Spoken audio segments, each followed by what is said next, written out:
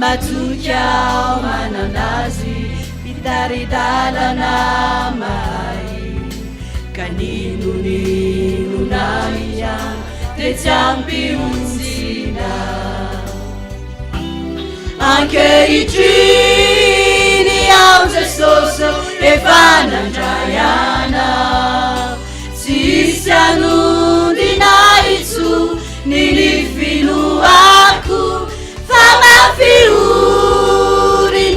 izao nandalo setra maro nofidinao izay ka tsara antoka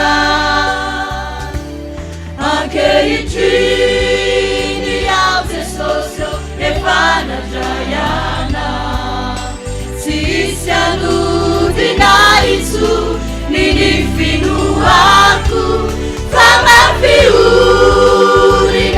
izao nandalo setra maro nofidinao izay ka tsara antoka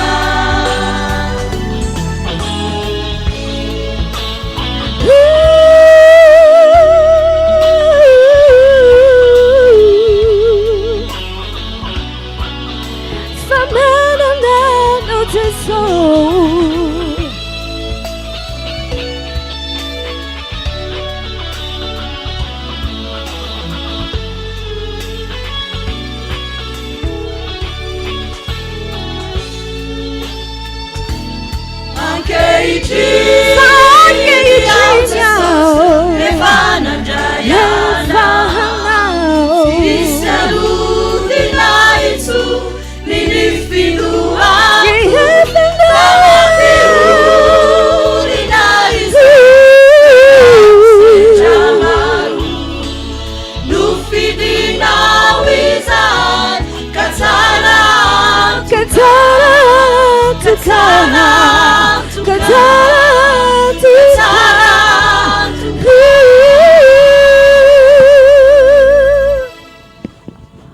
Misaotra tompoka.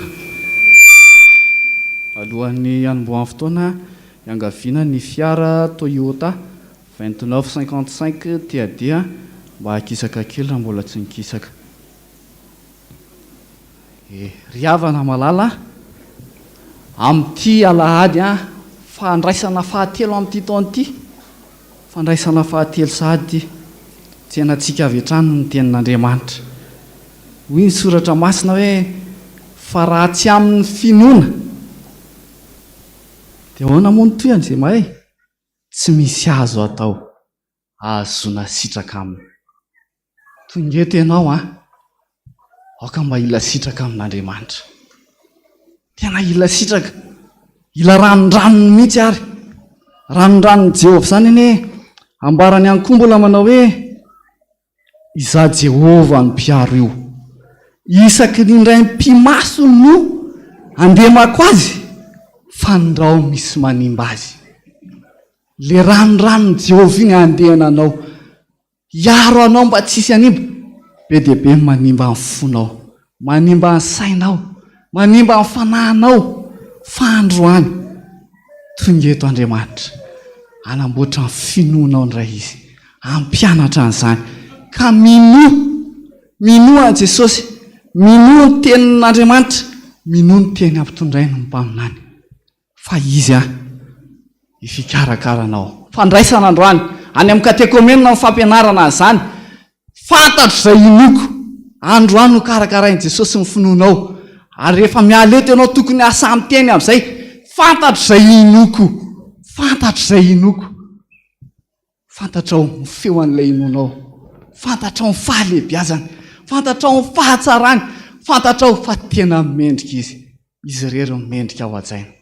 Dia anome voninahitra an'Andriamanitra tsikisika. Voninahitra ny eo an'Andriamanitra rery ihany. Aleluia! Masina, Masina, Masina Jehovah tompony maro. Eniky ny voninahiny tany rehetra. Amen. Ampitombona aminareo anery havana. Fahasoavana mampiadanana avy amin'Andriamanitra raitsika sy Jesosy Kristy tompo, Jesosy Kristy any tompontsika. Fanohizantsika ny fiderana an'Andriamanitra iarahantsika mamaky ny Salamo 8:20. Salamo 8:20 mivakitsika andininy voalohany ka hatramin'ny 7. Salamo 8:20 andininy voalohany ka hatramin'ny 7. Ao aorianan'izay dia ny hira FPVM manao hoe ny feonay rehetra zao no entinay mideranao. Andininy voalohany sy ny andininy fahatelo ny hevitray rehetra zao.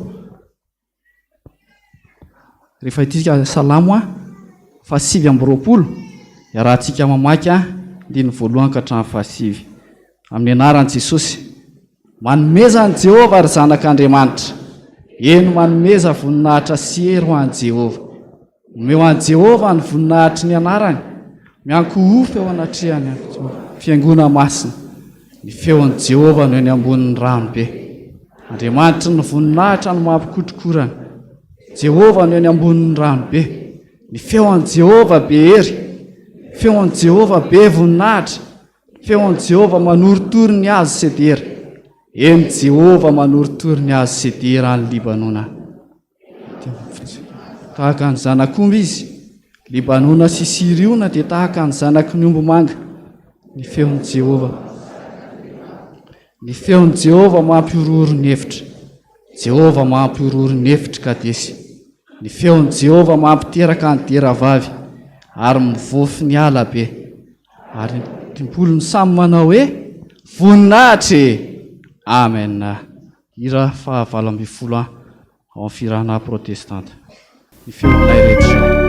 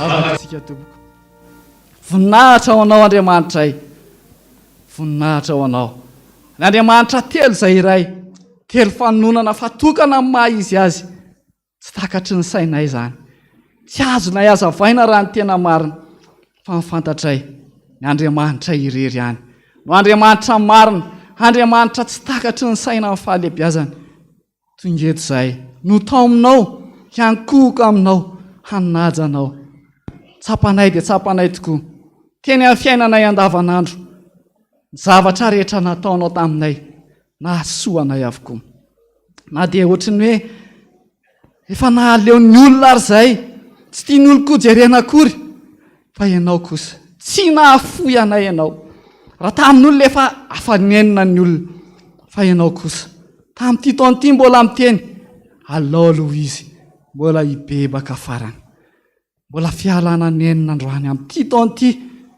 fibebahana farany sotranao izay Andriamanitra sotranao Jesosy tsy leo anay tsy tofoka aminay miala nenina aminay inona moa tsy efa azo natao taminay tsy mbola nataonao efa nataonao avokoa fa mikehitriny ianao mbola tsy afa-po mbola tsy afanenina mbola miteny ihany ianao fibebahana farany tongeto izay Jesosy hitanao ny any anatin'ny fonay lalina rehetra ny aty fanahinay mankasitraka anao izay miankohoka aminao mombamomba anay rehetra te hideranao izay mba tianay hiakatra hatrany an-danitra any Jesosy izay mba haleloha kely vitanay eto ka na dia tsy tahaka ny fomba andreo any an-danitra mitalakotrokotroka karaha Jesosy raisy fa tena vokatry ny fonay manao hoe Masina Masina Masina Jehova tompony maro eniky ny voninahiny tany rehetra amen mipetraka ianareo tompo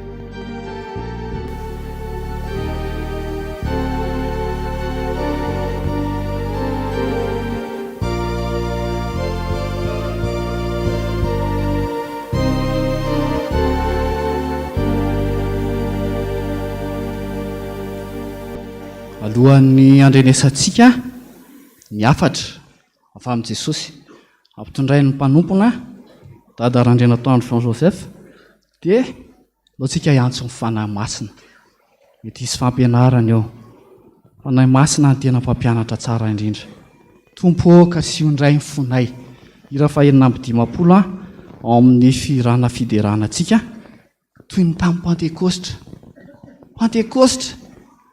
tamin'ny Pentekostra zany Petera le tsy sanjorva volombelona nitory nampianatra olona 3,000 no voakasika Jesosy androany koa ianao metezaka sian'i Jesosy sy ny fanahy masina tompo ka siondray ny fonay ary tsay aminay ny fanahy toy ny tamin'ny Pentekostra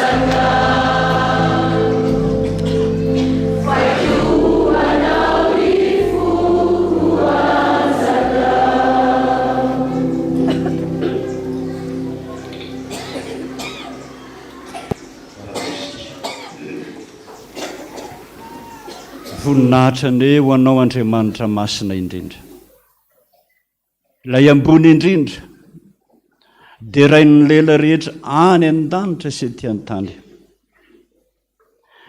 andoalehan'ny lohalika rehetra any an-danitra sy ety an-tany. Masina ianao, ary zay rehetra miaraka aminao dia tianao mba ho masina, fa hainao ny tompony sy ny fahefana rehetra any an-danitra sy ety an-tany. Misotranao ny vahoaka rehetrarehetra fa mbola velonaina soamatsara, mbola salama soamatsara, afaka miasa soamatsara, manana hery anomponanao isan'andro ary mitombo finoana aminao isan'andro. Koa mangataka aminao ary aho mba hidinety ianao hampianatra anay dia naranao Jesosy ny angahaka izany. Amena. Petraka isika. Za ry havana dia napaka-hevitra manokana fa ny fiangonana zandriny rehetra dia saika amin'ny andro alahady daholo ny fampianarana soratra masina, ary hitako fa tena mitsara indrindra dia ny miverina zay efa nampanaovin'ny Tompo anay fony mbola tany andravoangy fivavahana. Zao ny tsara indrindra hoy izy tamin'izay fotoana izay, jereo tsara Mosesy rehefa niakatra ny tendrombohitra Sinay dia nahita roy memy ny rehetra, dia taitra ny masony, voasintona izy anatona an'io, voana anatona an'io roy memy ny rehetra io izy, dia hoy le feo hoe ry Mosesy, ry Mosesy, ry Mosesy. Nandohalika Mosesy nahino an'izany feo mahery zany. Esory aloha izy ny kapanao amin'ny tongotrao fa tany masina io hijanonanao io. Dikan'izany hoy Jesosy, vao manomboka mihitsy fotoam-pivavahana dia ampibebao ny olona, hira fiampibebahana, toriteny fampibebahana, vitsy zay rehetrarehetra zay ny vavaka amin'izay, mangataka famelan-keloka sy famindram-po, vitsy zay tonga dia nijoro vavolombelona ny olona ny amin'ny lalan-tsara. Voninahitra ho an'ny Tompo fa jamba hafanahiratra dia teka daholo ny olona tamin'izany. Voninahitra ho an'i Jesosy fa mona teo aloha miteny azy ao, teka daholo ny olona rehetrarehetra. Za kosa nalemy reto daholo mibenky rehetrarehetra sady natsipony fa nisitranin'i Jesosy ary hitako fa tena mahomby izany fomba nampianarin'i Jesosy izany. Sainga indromonja no nanao izany dia tonga ny taratasy ny foibe FPVM hoe na tsara aza ny ataonao tsy FPVM izany, mandidy ianao zay ajanona izany. Dia najanona mandraky tiany androany. Zany nahita fa ny fampianarana soratra masina dia tokony amin'ny andro alahady ary ny ray mandeha isam-bolana. Fandraisana tahaka an'izao no anaovana an'izany voalohany ary isaky ny fandraisana. Betsaka ny tanora antsika mametraka fanontaniana na ny zafikeloko tao an-trano aza niady tamiko mihitsy, aza miady hevitra amiko anao raha tsy efa Pasteur aloha, fa tsisy miditra amin'ny lohanao zay lazaiko, fa zany ny tena niady. Zao nizozozy ame teny ao amin'ny soratra masina hoe azo atao ve ny batisan-jaza sa tsy azo?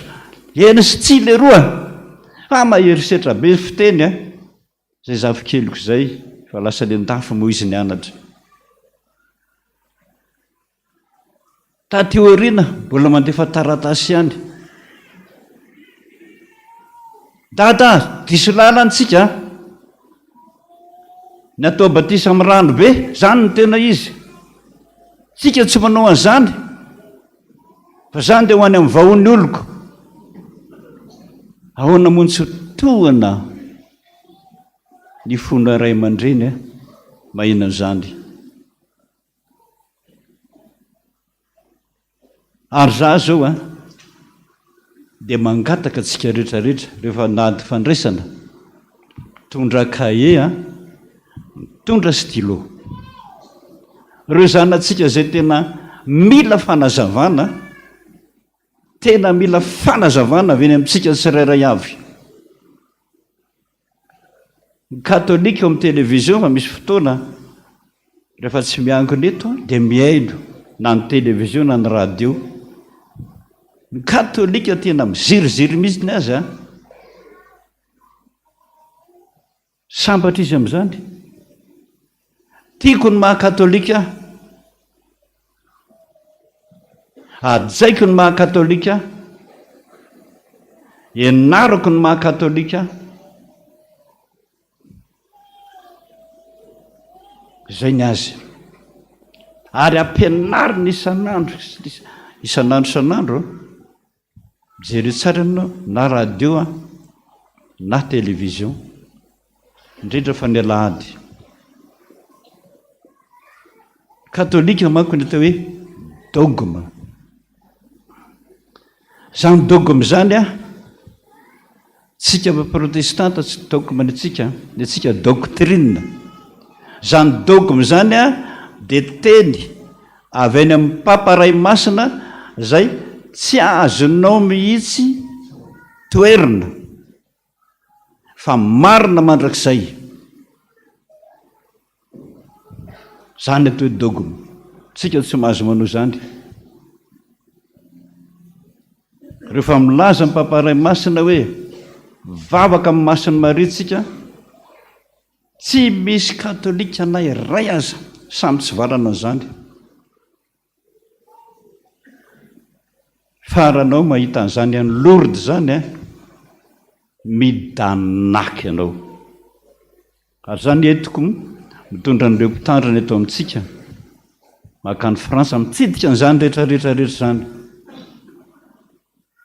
rehefa izy manao hoe virjine mandrakizay masiny Maria tsy maintsy mino an'izany ianao aseho azy ny soratra masina fa mbola niteraka efatra ane Jesosy taorinan'ny Jesosy telo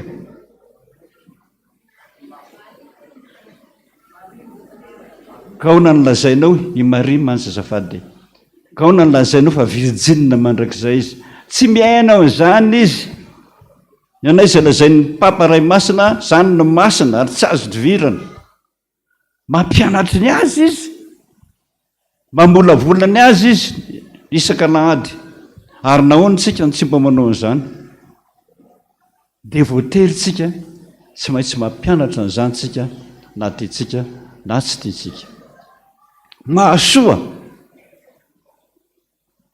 mba tsisy ny ady hevitra be ao an-trano mba tsisy ny fisarahan-tsaina ao an-trano adiditsika ray aman-dreny mihitsy ny mampianatra zany amin'ny zanakitsika zao ary ao amin'ny Matio 7:20 nanafatrafatra Jesosy Matio 7:20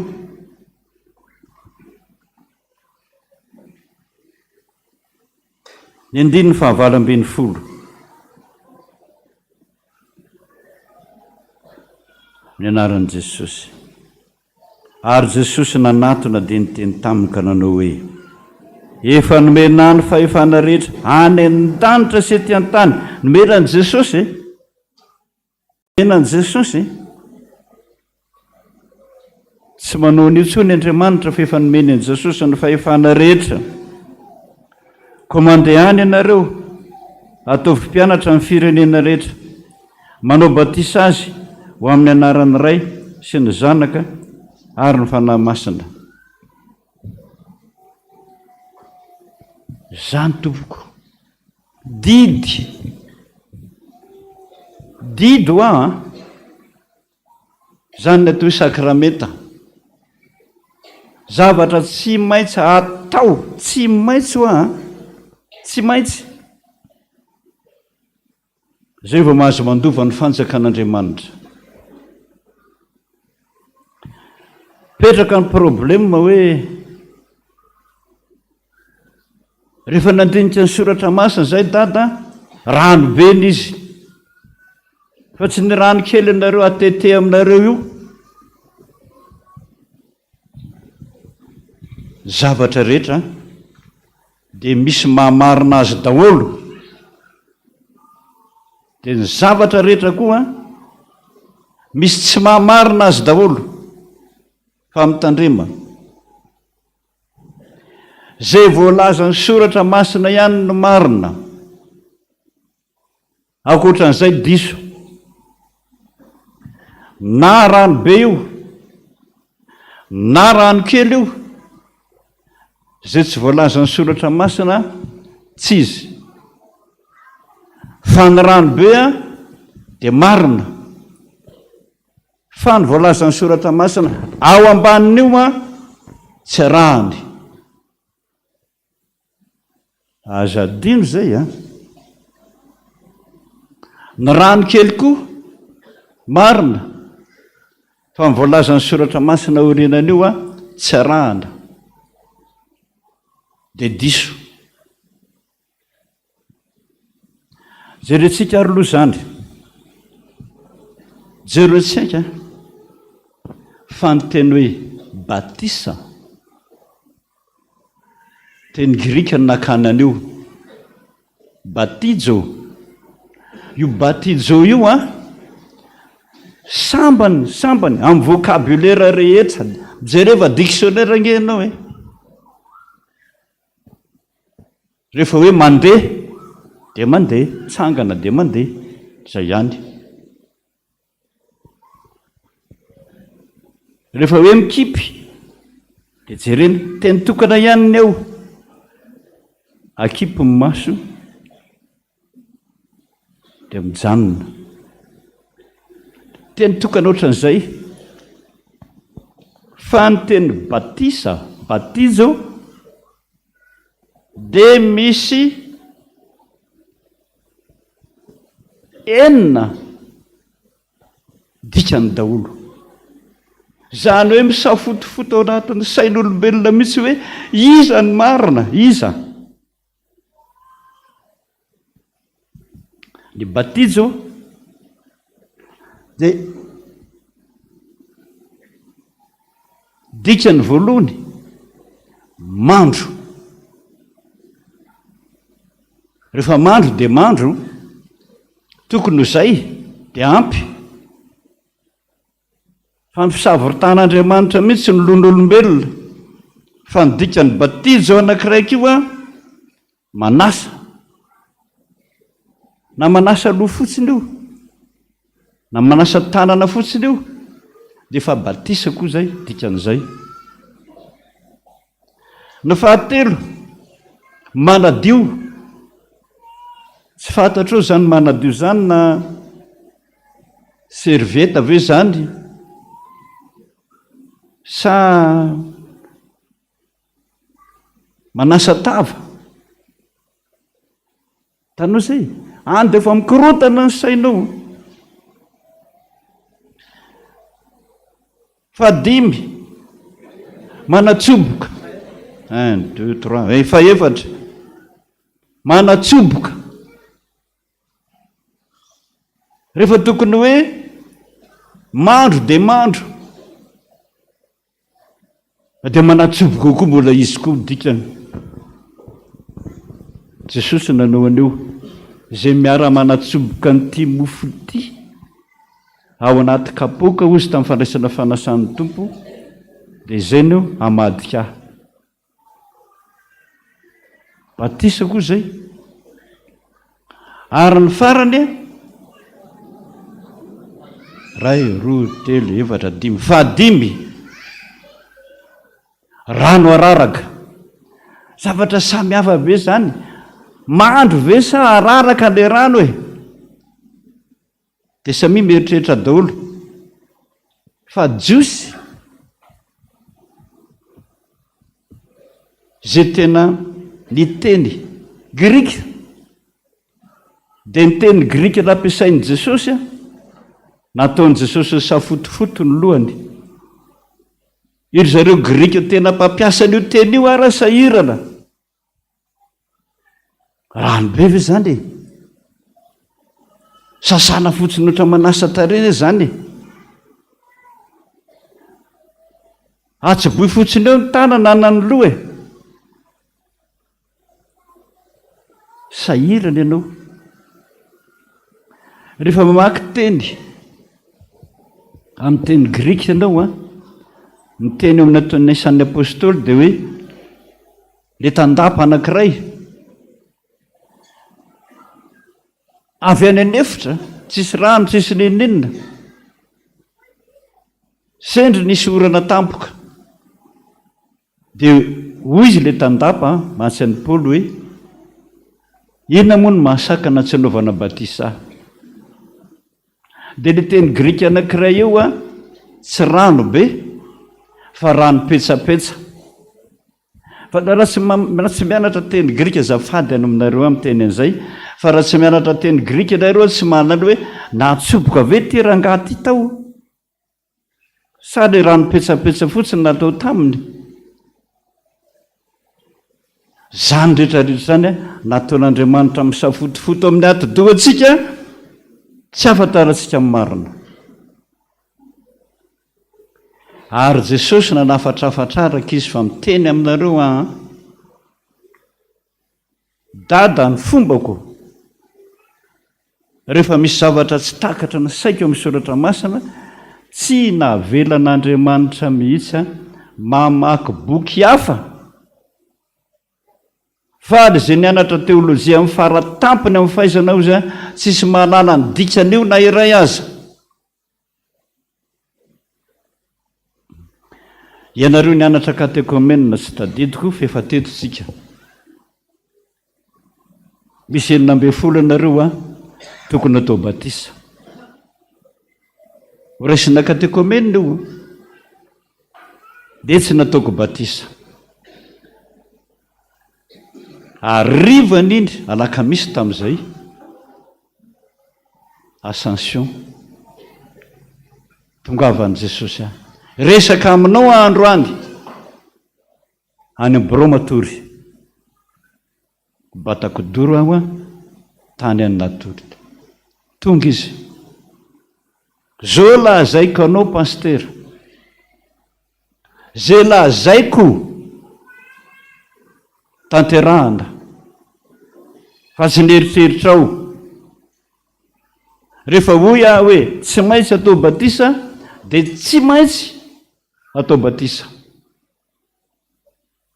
zay izy dia lasa ny pitsozoma ihany nampanatsiko nareo 12 nataoko batisa tao mibaro sady ny fola tamin'Andriamanitra tsy misy mahalala ny dikan'izany batisa zany ianareo naray ara fiteny aty an-danitra zany ohatrany hoe alleloia fiteny aty an-danitra zany sy fiteninareo tsy hainareo ny dikan'izany batisa zany fiteny any an-danitra tsisy an'izany aminareo ny ambonin'ny tany fa rehefa ratry zay ianareo ka maty ozy dia asehoko anao amin'izay ny hoe zao ny vita batisa azo tsy vita batisa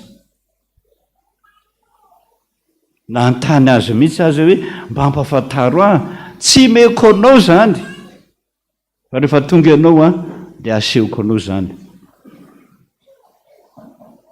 ny olona tsy vita batisa fandraisako maly manana havany zay tsy mivavaka mihitsy izy ary tsy mandray raha tsy krismasy sy pasika mpanjaitra ny raharahany maty tampoka na nytany an' Jesosy ny olona ohatran'izany ve ho azy Jesosy very savonjena nandevon'izay larobia alakamisy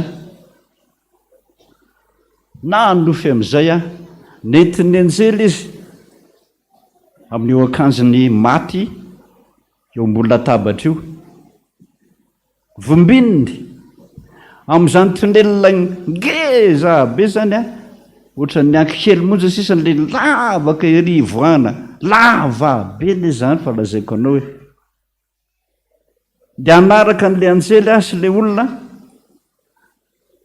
nanisaka fotaka be eo ambany eo fa manisaka dia lohan'olona ndray mitraotra daholo izy rehetrarehetra hoe Jesosy ve zany Jesosy ve zany Jesosy ve zany tsy Jesosy aho zany dia hamonjy an'ry olona ry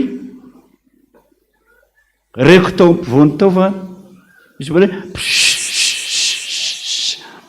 losasana to zany le olona solona le kanjony fotsifotsy ve tsara tarena mirapiratra be tantanan'ny anjely izy avy any azafady ry anjely fa angao aho voavonjy ny olona tahaka an'io an'Andriamanitra zany Pasteur ozy tsy ny sainao fa ny sain'Andriamanitra fa rehefa vita batisy olona io an'Andriamanitra ary izy reto olona be dia be mitsangana dododolo ny tanany Jesosy ve zao hoe Jesosy ao anaty fotaka ozy no miteny boiboika be mifotaka io ny vavany Jesosy ve zao hoe Jesosy ve zao mamitrafo aminay Jesosy zay eny tam'mbola kely mbola tsy natao batisa mihitsy zay very zao zahay dia ato anaty fotaka mangatsika be ato efa 4 taona 10 taona mahery zay mioraka koa ny ankizy kely zaza monono hitanao mivoaka io fotsiny ny lohany Pasteur Jesosy fona aminao zay tsy mba nataony mamanay sy dadanay batisa zay dia ato anaty ato tira mafotaka mangatsika be ato ty zay Jesosy fona zay Jesosy reo Jesosy ny tsy vida batisa na lehibe na kely na zaza monono lazaonao zany ho an'izay misalasala rehetrarehetra dia lasa amin'izay tsika ny batisa voalohany indrindra ao amin'ny testamenta taloha voalazan'ny apôstôly Paoly dia hoe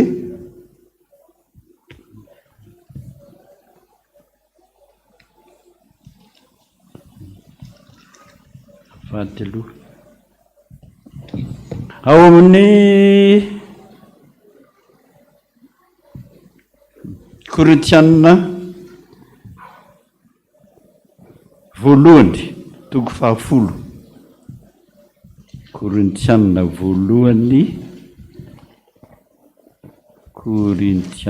voalohany toko 10 ny andininy voalohany sy ny faharoa Korintianina voalohany toko 10 ny andininy voalohany sy ny faharoa hoy ny apôstôly Paoly fa tsy tiako tsy ho fantatrareo ry rahalahy fa ny razantsika rehetra dia tambanin'ny rahona ary izy rehetra namaky ny ranomasina ary izy rehetra dia natao batisa ho any Mosesy tao amin'ny rahona sy ny ranomasina zay zany ny batisa tamin'ny andron'ny Mosesy natao batisa amin'ny anaran'ny Mosesy daholy dia narobok'Andriamanitra tao anaty ranomasina mena dododododoly na lehibe na kely na vehivavy na mbola zaza minono any nefa nampafantatra ny apôstôly Paoly fa ilaina manao batisa ny lehibe sy ny zaza hatramin'ny zaza minono dia lasa amin'izay tsika ny atao hoe batisa io no lazaiko aonareo rehefa tsy ao anaty soratra masina no lazainy dia diso daholo na ny arobaka anaty ranobea na ny arobaka rano kely. Ny asan'ny apôstôly toko faharoa.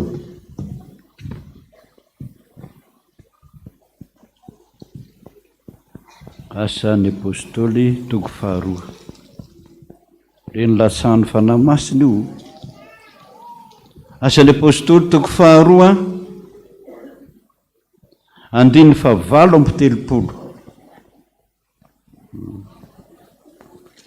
Andininy fa 7:30. Hoy izy, ary Petera taminy, mibeba areo ka samy atao batisa amin'ny anaran'i Jesosy Kristy ianareo rehetra mba azahoana famelala ny heloka rehetra, ary anareo andray ny fanamasina, ny fanomesana dia ny fanamasina.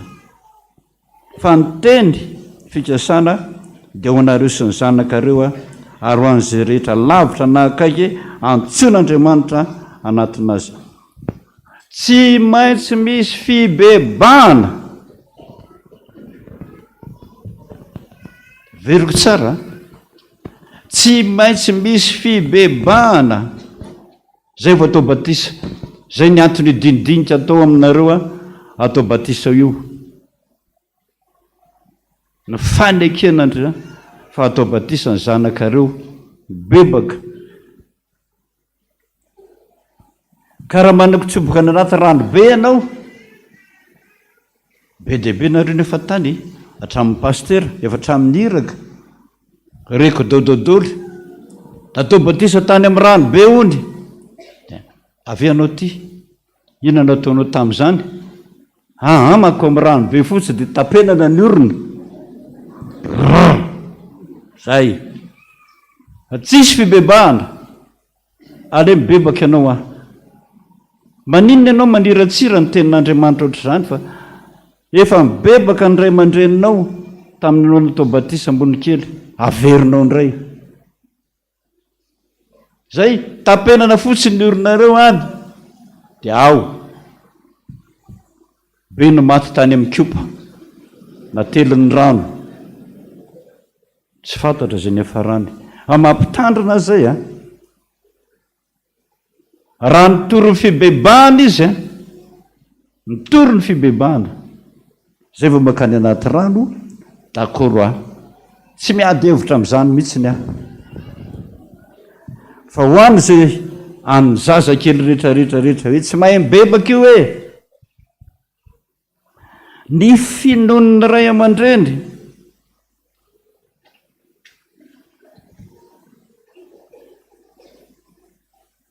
Araka ny tenin'ny apôstôly Paoly hoe raha mino anao dia vonjena. Ianao rery, ianao sy ny taranaka ao. Miankina amin'ny ray aman-dreny izy zany fa raha vao mino anao ka atao batisa ny zaza dia efa vonjen'Andriamanitra. Azy zany andikany batisa, azy. Raha vao mino anao dia azy, zanakao azy. Fa raha vao tsy mihitsy zay fibebahana sy finoana zay dia tsisy dikany io na rano kely aza. Fahatelo, jerentsika ny asan'ny apôstôly 16:15. Asan'ny apôstôly 16:15. 16:15.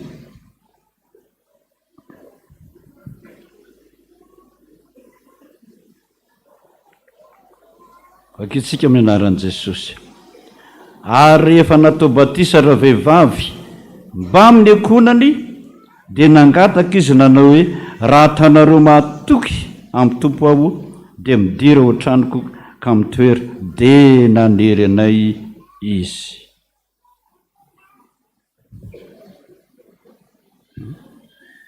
Jereo tsara.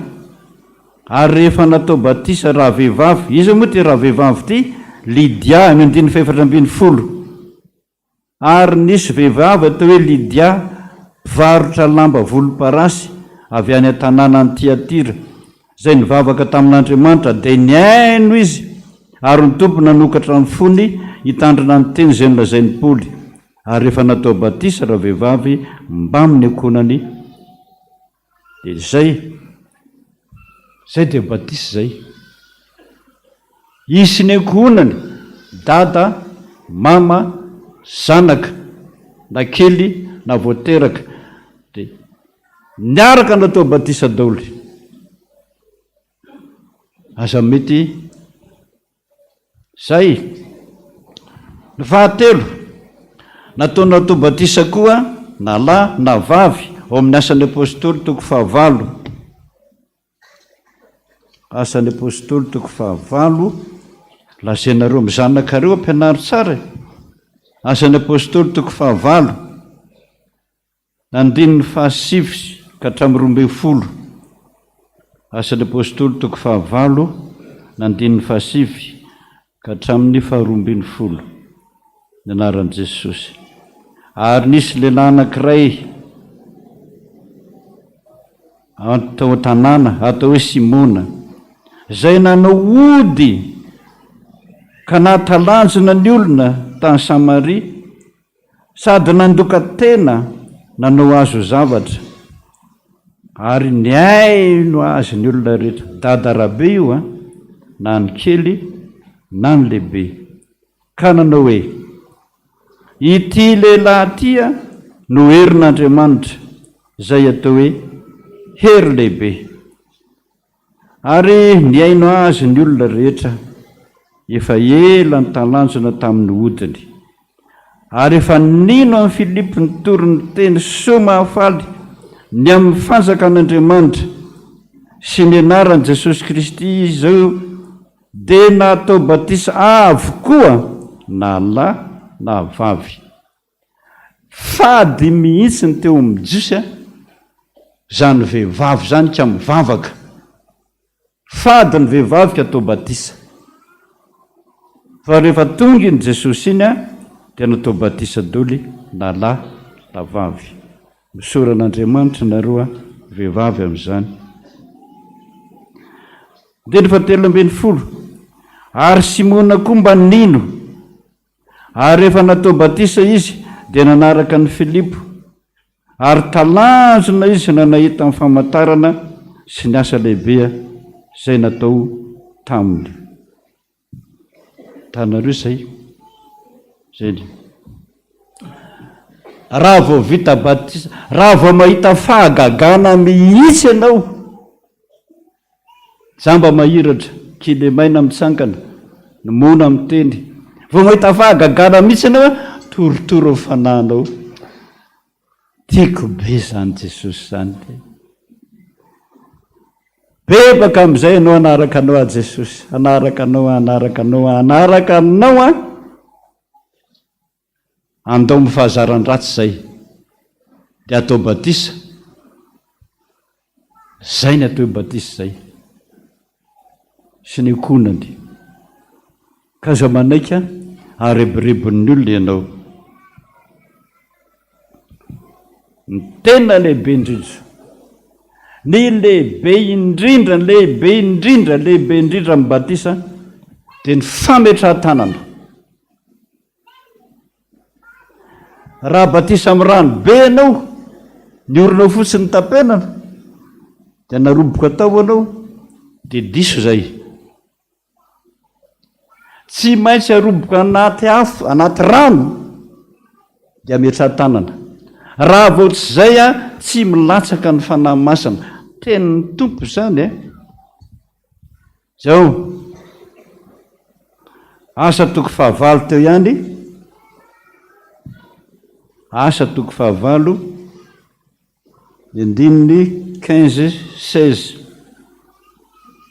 Asa toko 9, andininy 15 sy 16.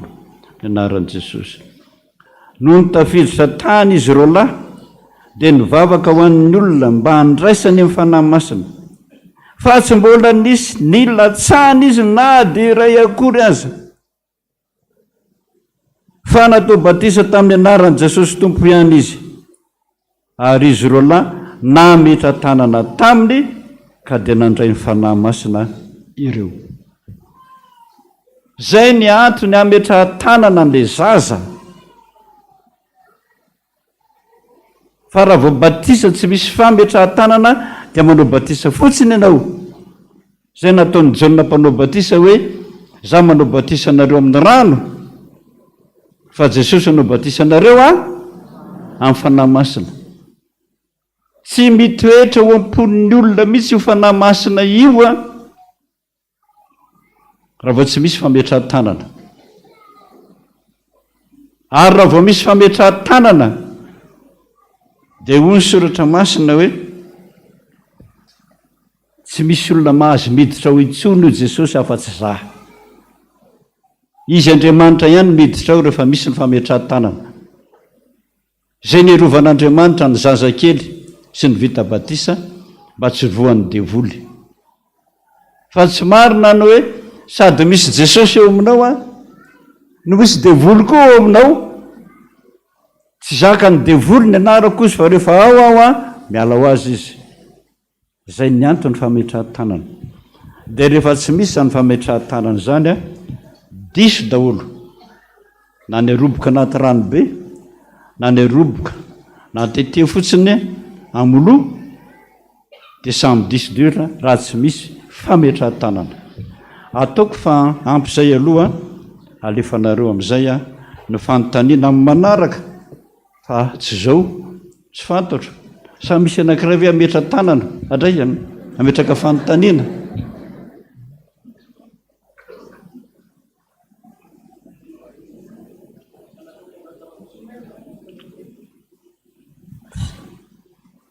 Ame micro izy.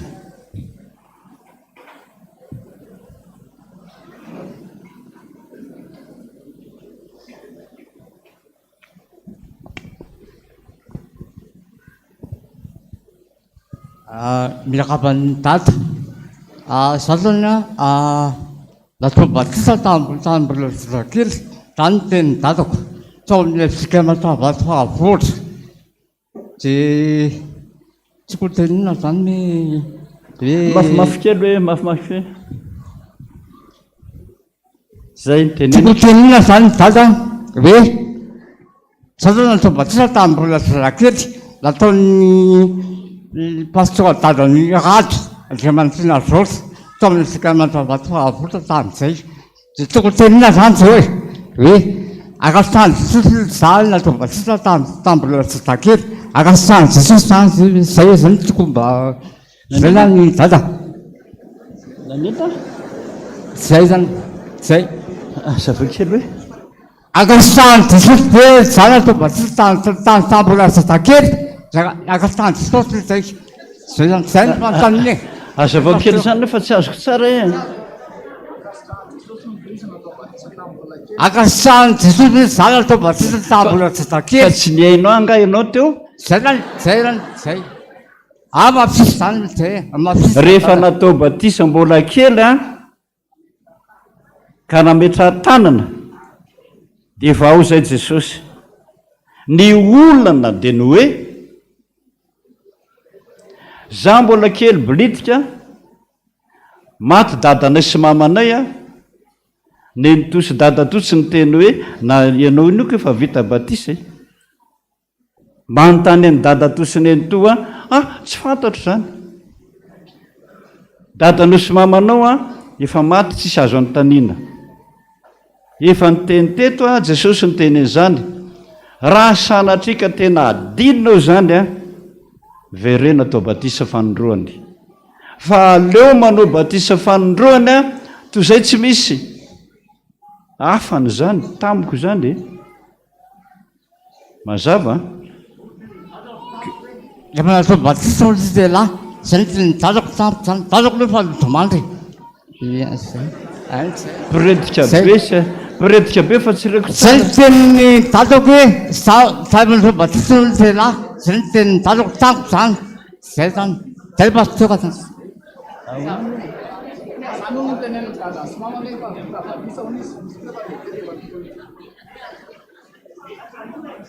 azavakely nge zavakely ahoana hony ahoana izy teo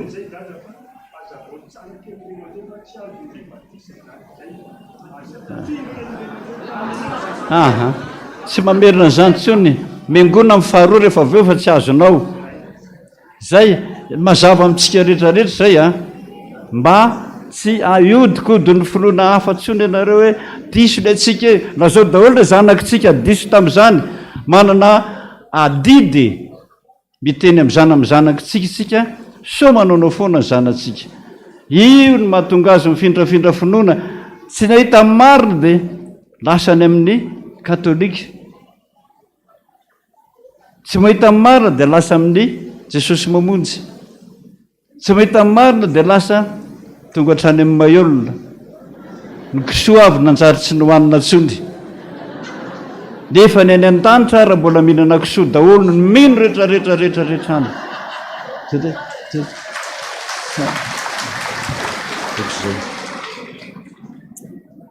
manao ny hira isika fatelo amby dimapolo sy fitonjato 753 tiako no miaraka aminao Jesosy na iza hitondranao ahy tiako no miaraka aminao Jesosy hiaraka aminao ahy na iza misy alehanao izay misy ianao misy ahy Jesosy tsangantsika rehetra indininy voalohany sy ny faharoa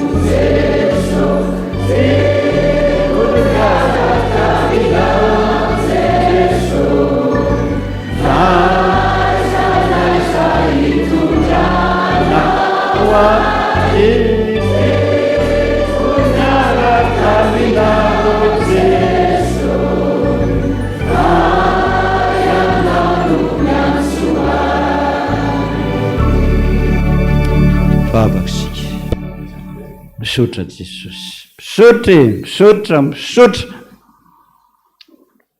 mino aho fa miorona ny finoany mpanomponao tsy areborebo ny satana intsony ka ataony misalasala foana farany ianao mihitsy Jesosy ny misalasala ndray azy fa sady tsy anao izy ny tsy an'ny devoly raha misy nampalahelo anao fona aminao zay rehefa vita batisa taminao zay voavela ny elokay fa raha manota ndray zay manota foana ny raharanay aty an-tany Jesosy asa tezitra aminay mangataka famindram-po aminao tsy misy afa-tsy zay famindram-po fa ianao no Andriamanitra be indra foa mamela tokoa no fahadisoanay rehetra ny anaranao Jesosy mamonjy tokana nanolotra na ranao ty ambony azo fijaliana ho an'ny mpanota rehetra no angatana izany vavaka izany dia mba hiara-paly izay Jesosy araka ny tena hoe tsy olombelona akoloka ho tofo mandrakizay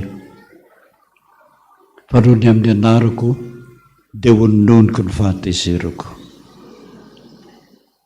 Faly izay rehetra manatanteraka ny tenin'ny mpanao salamo hoe sambatrany olona izay voavelany helo sy voasarona ny fahotana sambatrany olona izay tsy sainy Jehovah helika ary tsy misy fitokana fa mi Andriamanitra resy mpanao lanitra sy ny tany ary mino an' Jesosy Kristy zanany tompontsika izay nitorotoroana tamin'ny fananasa nateraka marivelitsiny nijaly napapotim-pola nombona tamin'ny azo fijaliana matika nalivana nidina tany amin'ny fiainantsita nitsangana tamin'ny maty tamin'ny andro fahatelo niakatra ho any an-danitra petraka kavan'Andriamanitra raisto avy any eve ny tsara ny velona sy ny maty mino ny fanahy masina fiangonana masina manerana izao tontolo izao ny fimbona ny olona masina ny famelan-kely fitsanganany tenany maty ary ny fiainany mandrakizay ho tanteraka tokoa izany naranela sy ny zanaka ary ny fanahy masina petraka isika.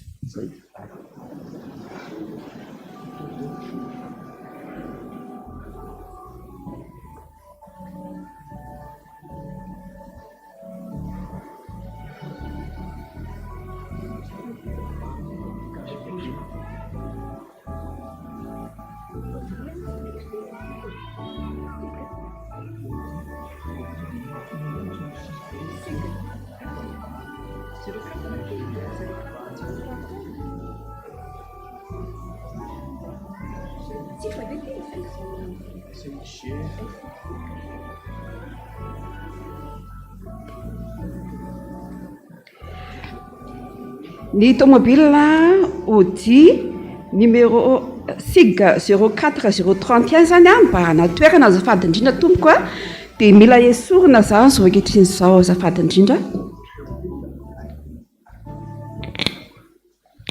Mampitombona amintsika rehetra ny fahasoavana sy ny fiadanana avy amin'Andriamanitra ray sy Jesosy Kristy tompontsika.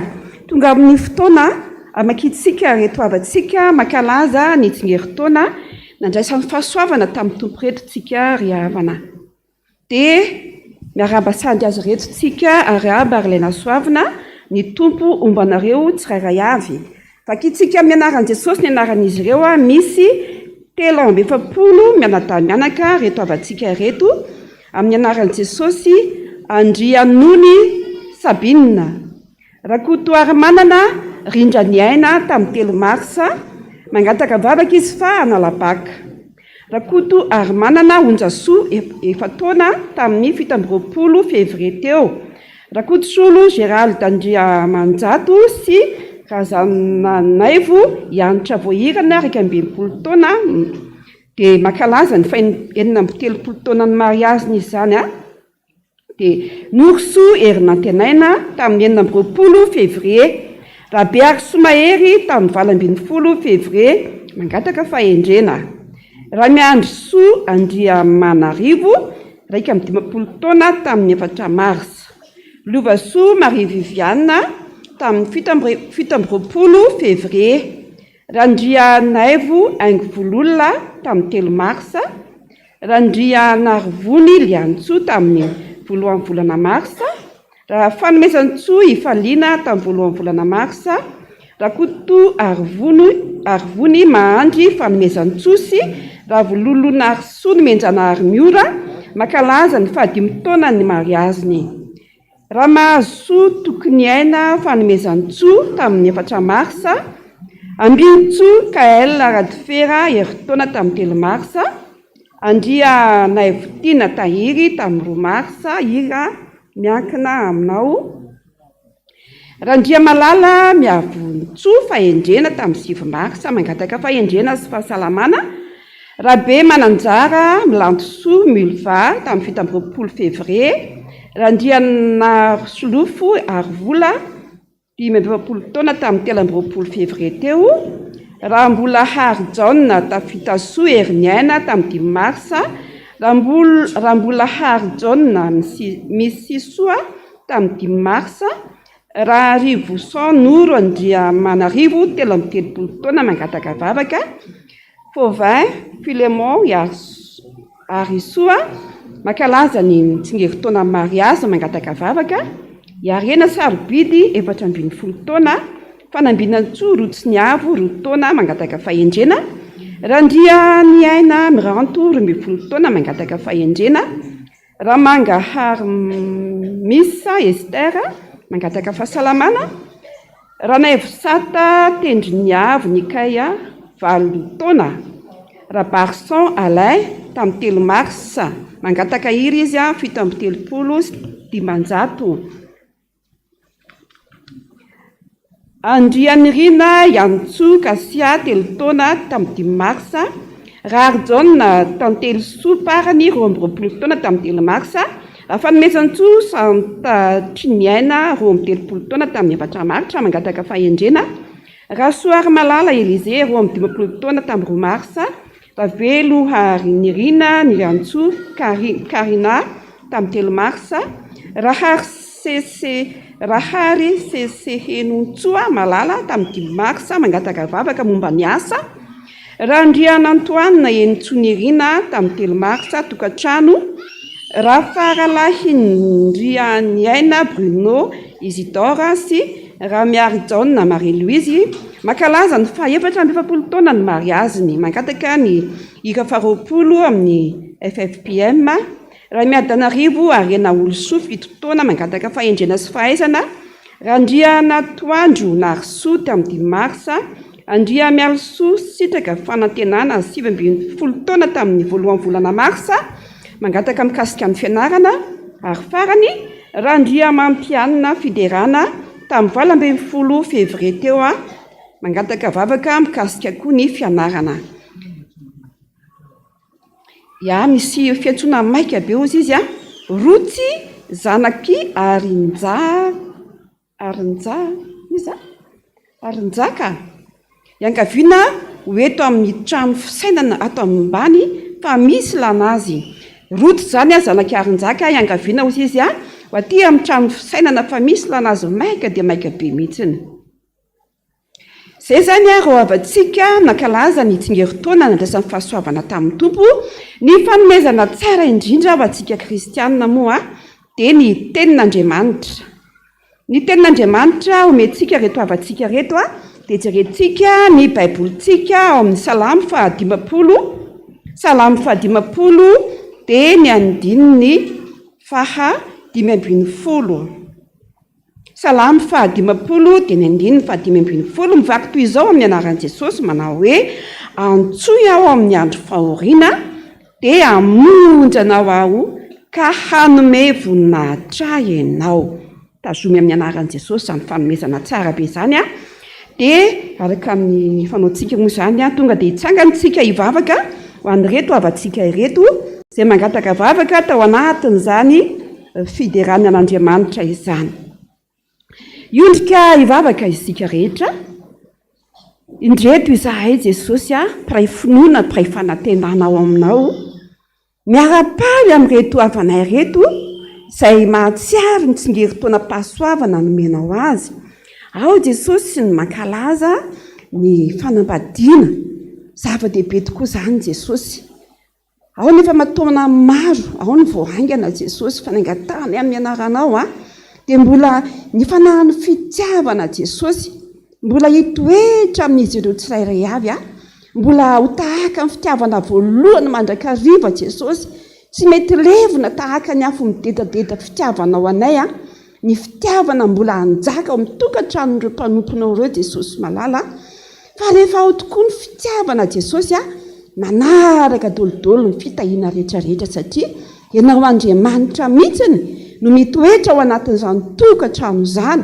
ka dia petraka feno ampelantananao jesosy a no mbola hitoizany fifankatiavan'ireo mpanomponao ireo jesosy a ao ihany koa ny mpianatra jesosy mangataka izy ny amin'ny fianarana hanome saina mahagaga azy ianao a avy tany hatramin'ny farany izany fianarana izany jesosy ary inona na inona ilainy makasika amin'ny fianarana jesosy a Andriamanitra manaka re-pahasoavana ianao hanome azy zany jesosy malala dia mba ho tabisy reharehany anaranao jesosy re mpanompo-kelinao reny a mangataka izany amin'ny anaranao zay jesosy ary hiaro azy amin'ny fakapanahy ianao satria jesosy matetika moa re fakapanahy reny mandavo ny tanora ka tsy avy tany hatramin'ny farany fianarana fa izay dia mangataka ho an'ireny taranaka reny jesosy a mba hirovanao azy amin'ilay ratsy araka ny teninao fa tsy hampiala azy ety amin'izao tontolo izao ianao misy mbola zazakely jesosy amin'ireo mpanompo-kelinao ireo a jesosy a hitombo vatana saina fanasy fahendreny hitombo fitia ao anatrianao ane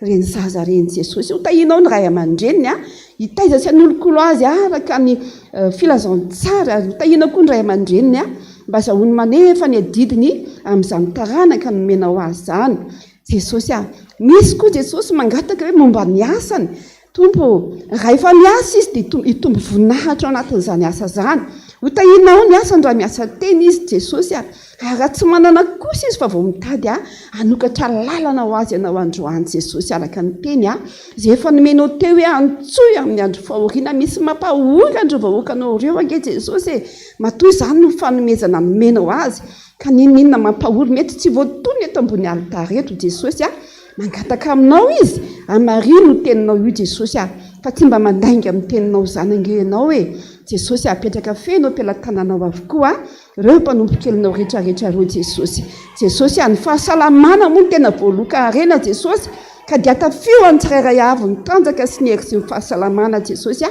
azahoana miatrika zao fiainana izao tompo tsy nety atahany ihany no angatahanay aminao fa ny fanomezana tsara indrindra jesosy a dia le fiainana mandrakizay dia mino zay jesosy a fa tsisy diso anjarany amin'izany fiainana mandrakizay zany a ny mpanompo-kelinao ary tsy ho azy reny moa zany a fo anay rehetrarehetra na nanoratra na tsy nanoratra jesosy a manaka re-pahasoavana ho anay tsirairay avy ianao jesosy a amin'ny anaranao no anonana sangatana izany vavaka izany a misaotra betsaka jesosy io amen.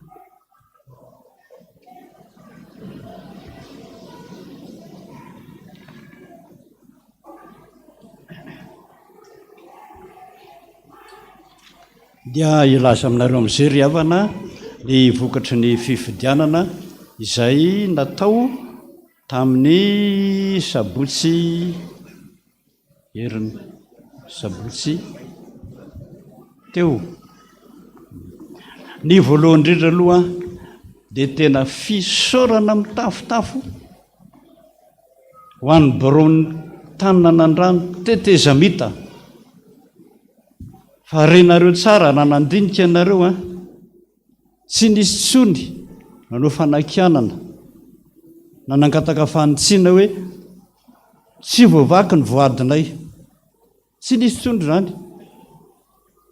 sotra azan'ireo olona be dehibe ireo ny volam-piangonana dia tsy misy tomika fa misy contrôleur efatra indray manisan'ireo vola rehefa nisainy dekoninareo a dia ireo mbola mamerina ny fanasana azy mandefazany amin'ny banky ary hatramin'izao a dia mitovy tsara ny vola izay a nisainy dekonina contrôlen'ny contrôleur ary any amin'ny banky miaraka amin'ny taratasin'ny banky bordereau a tsy nisy tombika teka ho an'ireo olona ireo tsika alohan'ilay zany ary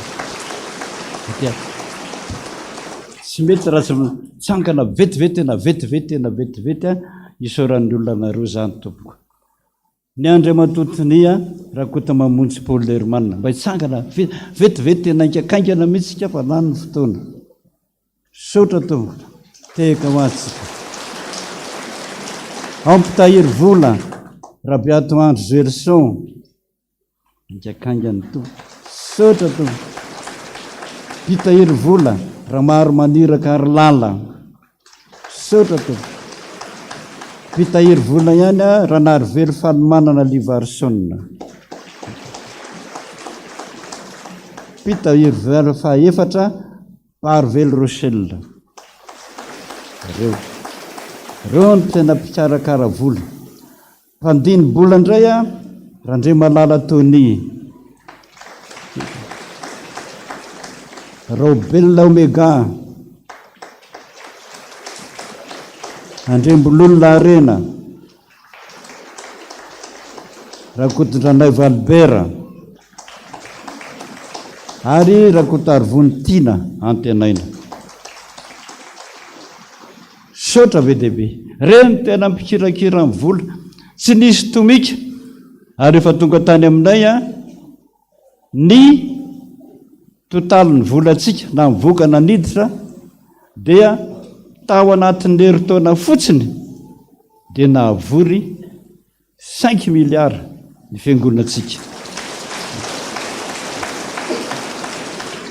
ny teo aloha nefany a ao anatin'ny 5 taona vao nahazo 5 milliards zany vitanareo amin'izany fa be dehibe mihitsy ny vola izay niotokodina teo aloha ary tsy nanaiky mihitsiny brofo be efa tonga hatrany amin'ny fitsarana mihitsiny a ary ny fitsarana tena nanao tena maharary fa hogadraiko anao a raha tsy manaiky amin'izao vola nahotokodinao zao dia efa nandoa vola izy zay a isam-bolana ary manantena azy fa nyteny taminy a fa mamarana ianao a amin'ny 20 mars ity ny vola rehetrarehetra zay nalainao a tao amin'ny kitapom-bola ny fiangonana dia nanaiky izy nanao sinizy a vokatra ny tery vaimata nataonareo olona reo contrôleur zay tena zay azo lazaina hoe niasa mafy tamin'izany dia ny contrôleur général sy ireo mpandiny bola atsika contrôleur commissaire au compte no anarany a zay misy hatramin'ny mpitsara ao anatiny a ary commissaire na polisy isan'ny tena mpanao ankety amin'izany fa dia misaotra n'ireo olona ireo tsika tehika ho an'izany saotra to basy mipetraka ianareo ny secrétaire izay plaza raha teo kosa teo aloha Andriamatoa raha tsy mba zafy Samuel tehika ho antsika mahay miteny daholo zany raha Andriamatoa raha nijanahary vony ary velo ay vehivavy azafady Rambelo Rado Marcelo ary ny faefatra farany raha zavindramanana Farasoa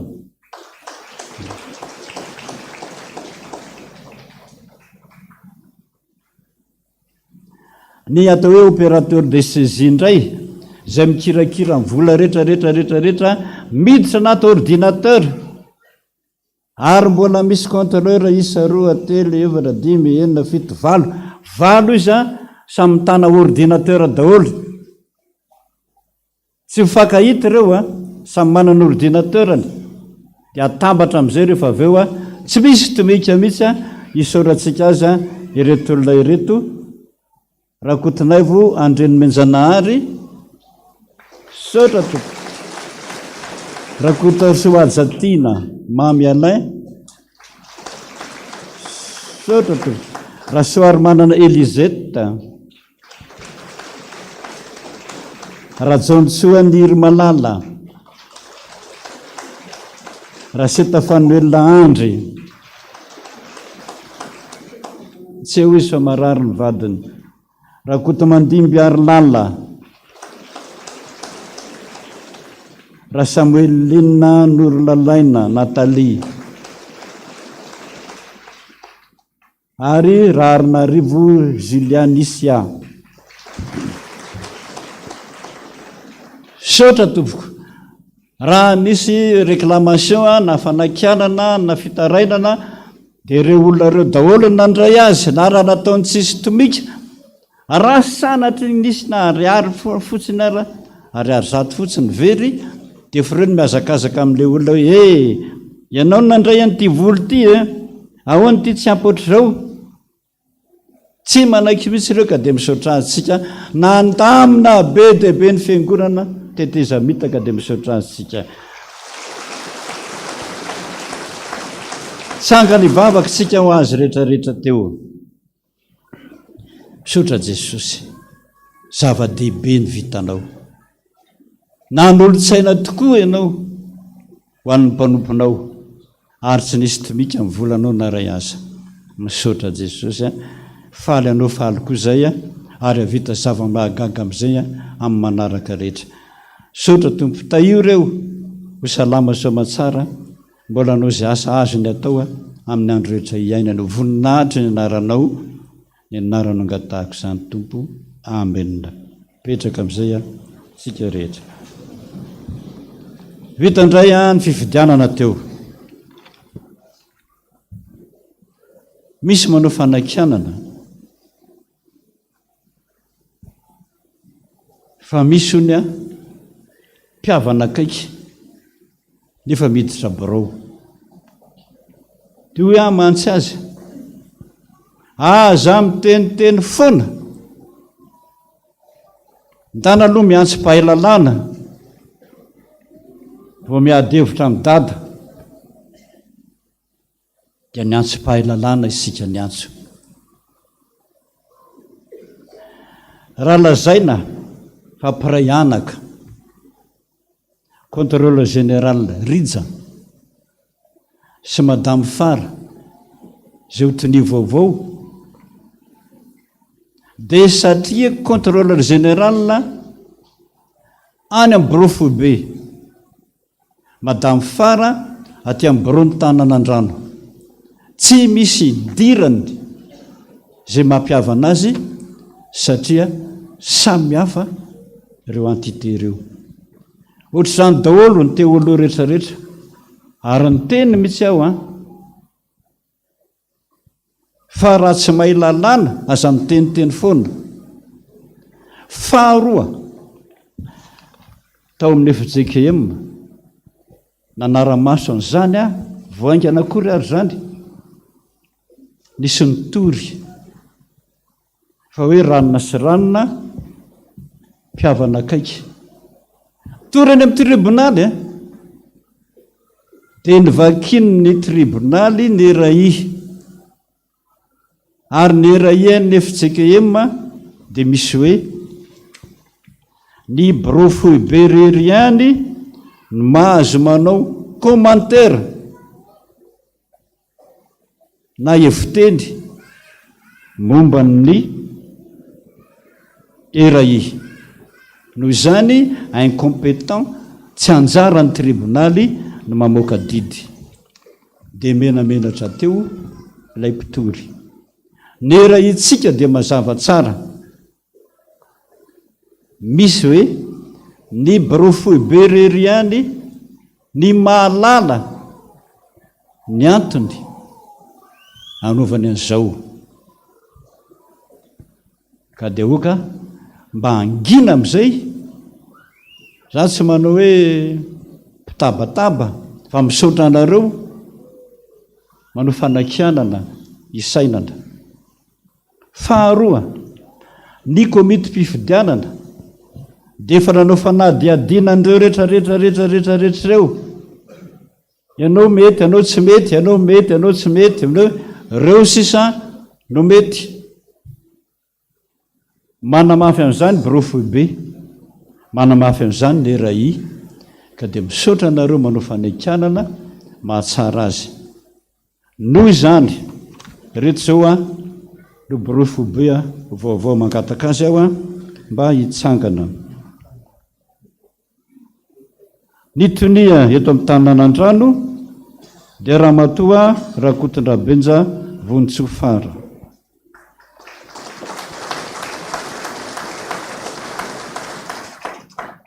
bro maharitra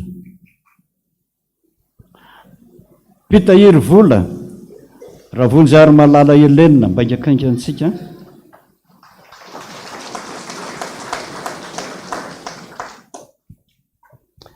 contrôleur Randre malala Tony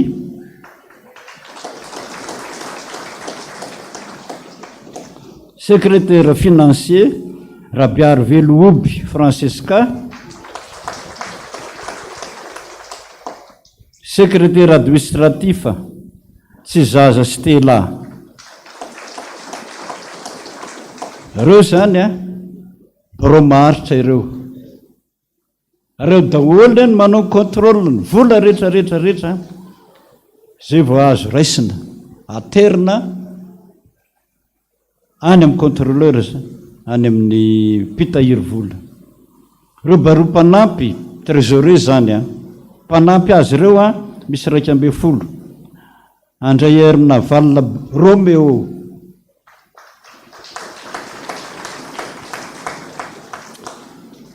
Barvel Rochelle, Nirmalala Rajaontsoa,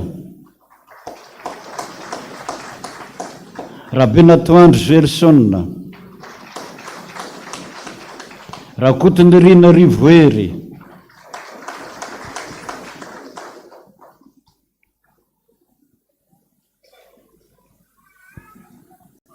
Rakoto Arvontina, Ramanandray be Christine,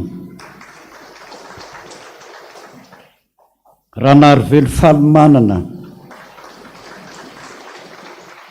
Razafindrafara Noeline,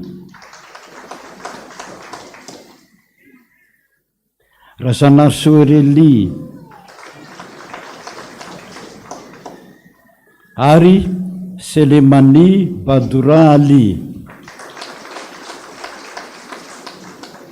Reo ny trésoretsika, reo rehetrarehetrarehetra reo samy manamarina daholo ny vola avy any aminy aloha zay voarotsaka, ary dia manatena fa tena tsy misy tomika ny vola am-piangonana tahaka ny nataony teo aloha amin'izao vaovao zao, satria efa misy procédure zay nataony teo alohana hoe tia ny lalana nalehinay tamin'izay tetezamita ka dia angatana mba ho ataonareo rehetrarehetra, anaraka n'izany procédure zany ianareo misaotra rehetrarehetra tompoko. Teka ho andreo tsika aloha misaotra tompo dia mahazo mipetraka amin'izay ianareo fa misy indray ny contrôleur, zany contrôleur zany mbola misy 1 2 3 4 5 6 7 8 9 10 11 12 tsy maintsy mandala an'ireo contrôleur ireo dododolo 12 samy hafa ireo ny vola am-piangonana mitovy daholo ireo miaraka aminao sonia zay voarotsaka ny vola. Asa be zany. Ramatoa Robellomega, Andrembolonarena, Ralinjanahary Vony Arvelo, Robertson Slavniaina, Rasolofaromanana Velo Malala Jojo, Ambintsora Kotoarmanana, Andrembololona Fanatenana, Rabemololo Fetra, Rakoto Malala Manitry ny Aina, Rakotondranaivo Albert, ary Randrentseheny Jean.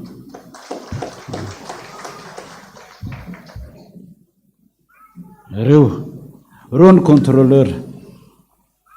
Mino fa efa nanaraka procédure daholonareo vaovao mba hanarandia nataon'ny tetezamita teo nareo mba voaro ny volan'Andriamanitra. Saotra tompoko.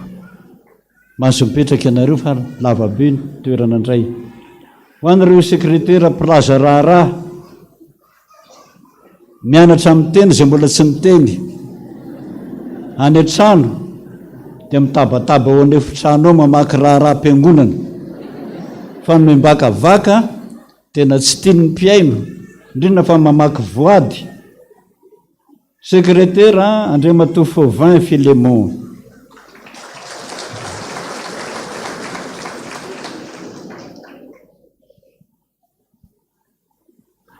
rarina rivo Julia Nisia,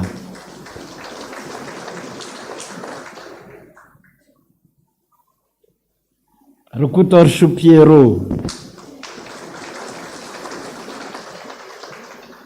Rakoto Mandimby Emilien, Ramaro Jery Joni, Rambily Rado Marcelo, Ranjalary Njaka Fetranyaina,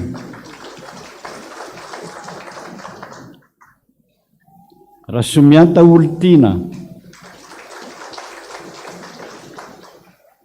Ratefiaromanana Jacqueline, Ravelisionna Vololonena Nadia, ary Razafindramanana Farasoa, reo sekretera. Raha hitanareo hoe ty tena tsy mahavoty tonga dia teneno aingana, herinandro mianatra amin'ny teny foana.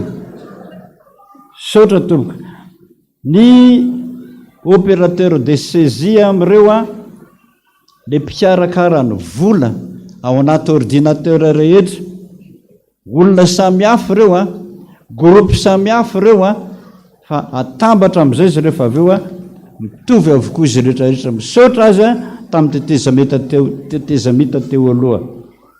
Zao dia zao amin'izay ny opérateur de saisie vaovao Andrea Tahiny Yanitra, Rakoto Arsoajatina, Ralmangartina Bakolniaina, Raha Samuel Natalie, Raha Setafanuel Andry teo aloha fa mbola marary ny vadiny, ary Raha Soary manana Alizete.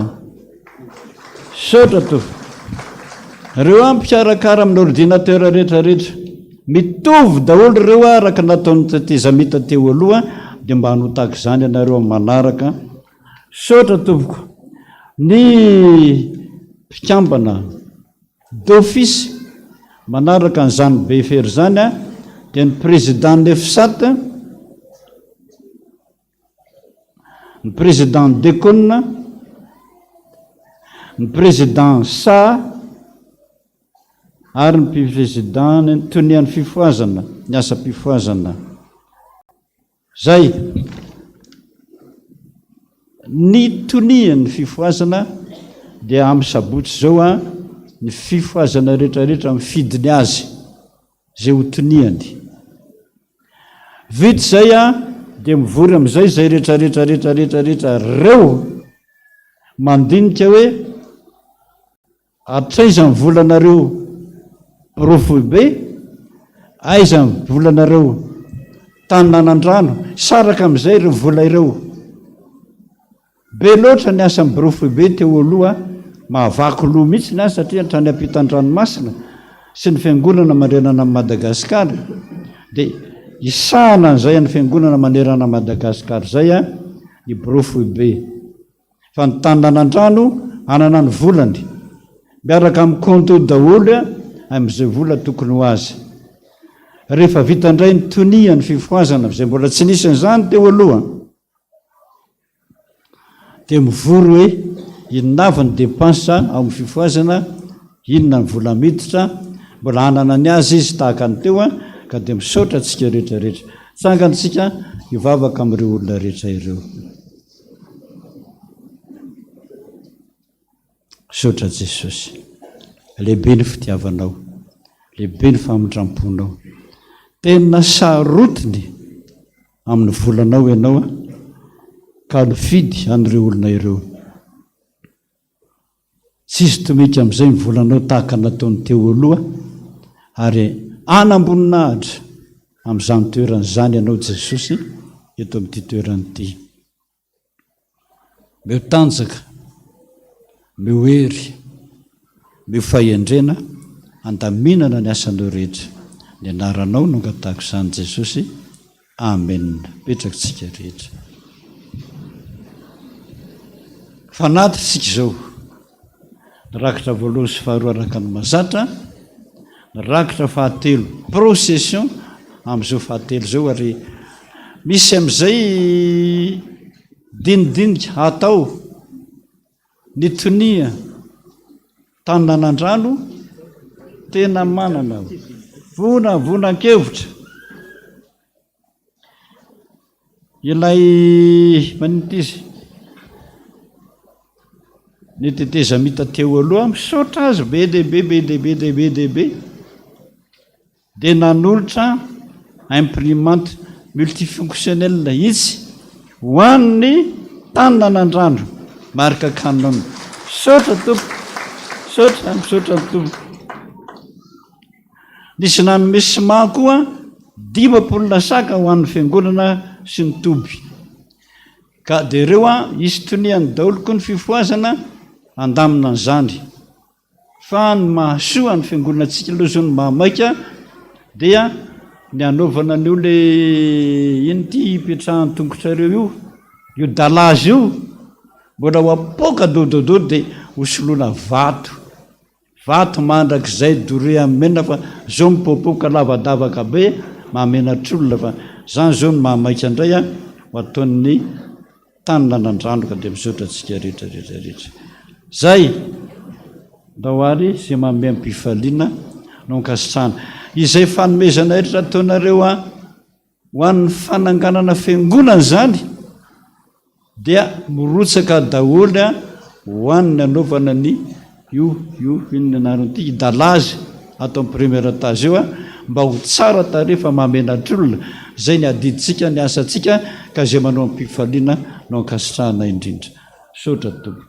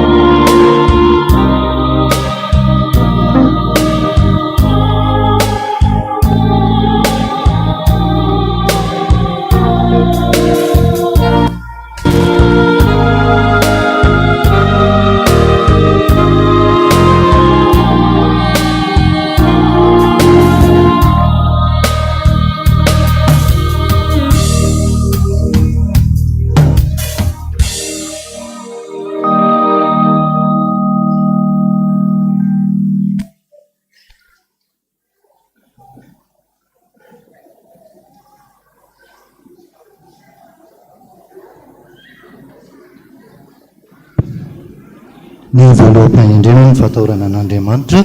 Ny voaloam-pionina dia ny araba fahalomerabantsika aminaran'i Jesosy Kristy ary manasa antsika iaino ny filazan-draharaha. Pampatsahivana antsika mpiara-mivavaka fa ny vaky tentsika androany dia ny Estera toko 7. Filazana iantsona ny RMM BFF F7 ny filohan'ny tsampana rehetra sy ny filohan'ny sa brandecona ny filohan'ny fifoazana tanànan-drano ary ny GFM ho tonga amin'ny alarbi 20 mars 2023 amin'ny dimora mba ho tonga hanatrika ny famindram-pahefana passation des services toy ny teo aloha rakoto mamonjy Paul Hermanina sy ny toy ny vaovao rakoto Nambenja vonitsoa afara ao amin'ny deuxième étage tanàna 4 mars 2023. Filazana ntsona ny barosin'ny komitin'ny sampana vondron'ny mpampianatra afafisaha lampo ny fanantenana ho tonga ivory miaraka amin'ny BFR ny asabotsy 11 mars 2023 izao amin'ny roa ora ao amin'ny fanisana rakitra premier étage dinika momba ny bokim-bola sy ny fitantanam-bola aoka mba samy ho tonga daholo fa zava-dehibe no hodiniana. Filazana sampana lampy miarabantsika rehetra aminaran'i Jesosy Kristy Tompo. Ilazana isika diakona pia sy ny mpiambana rehetra fa ny fivorimbena ny assemblée générale atsika sampana lampy dia atao ny alahady 12 mars ho avy izao amin'ny roa ora ao amin'ny 3e étage.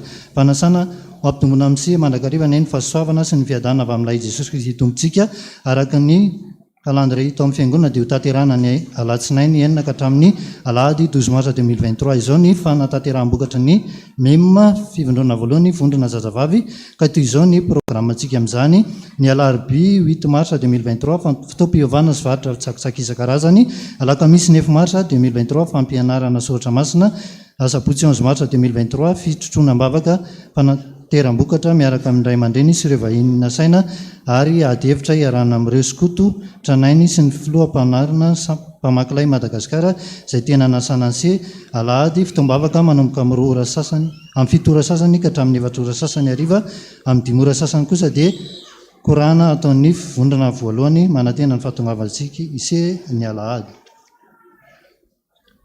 Filazana ho an'ny sampana fanantenana. Antsona ianao diakona pia ny sampana fanantenana sy isika ray aman-dreny mpikambana isy ny fivoriana voalohany arahantsika amin'ny birao ny fikambanana anio alahady 5 mars 2023 toerana efitrano 307 eo amin'ny riana fahatelo fotoana amin'ny 3 ora tolakanjo.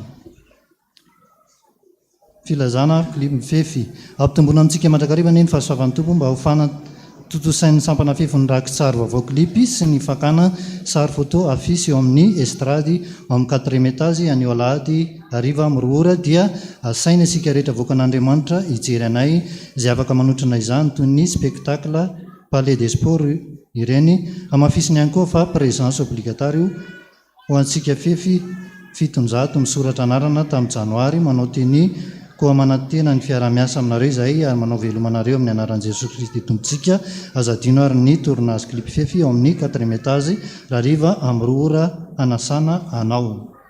Fisaorana ny diakona mpiany braony sy ny komitin'ny sampana katezo dia maneho fisaorana ny fiangonana noho ny fanohananareo anay tamin'ny fanateram-bokatra izay natao ny sampana ny alahady 9 febroary 2023 lasa teo izany dia nazahoana vola afakaratsaka 9,28,200 ariary na 45,141,000 francs FMG no izany ny ampavolon'izany izay 902,820 ariary na 4,514,000 FMG dia vidiananay bisikileta ho an'ireo Pasteur any ambanivohitra izay tonga mangataka tao aminay ho an'Andriamanitra ny voninahitra.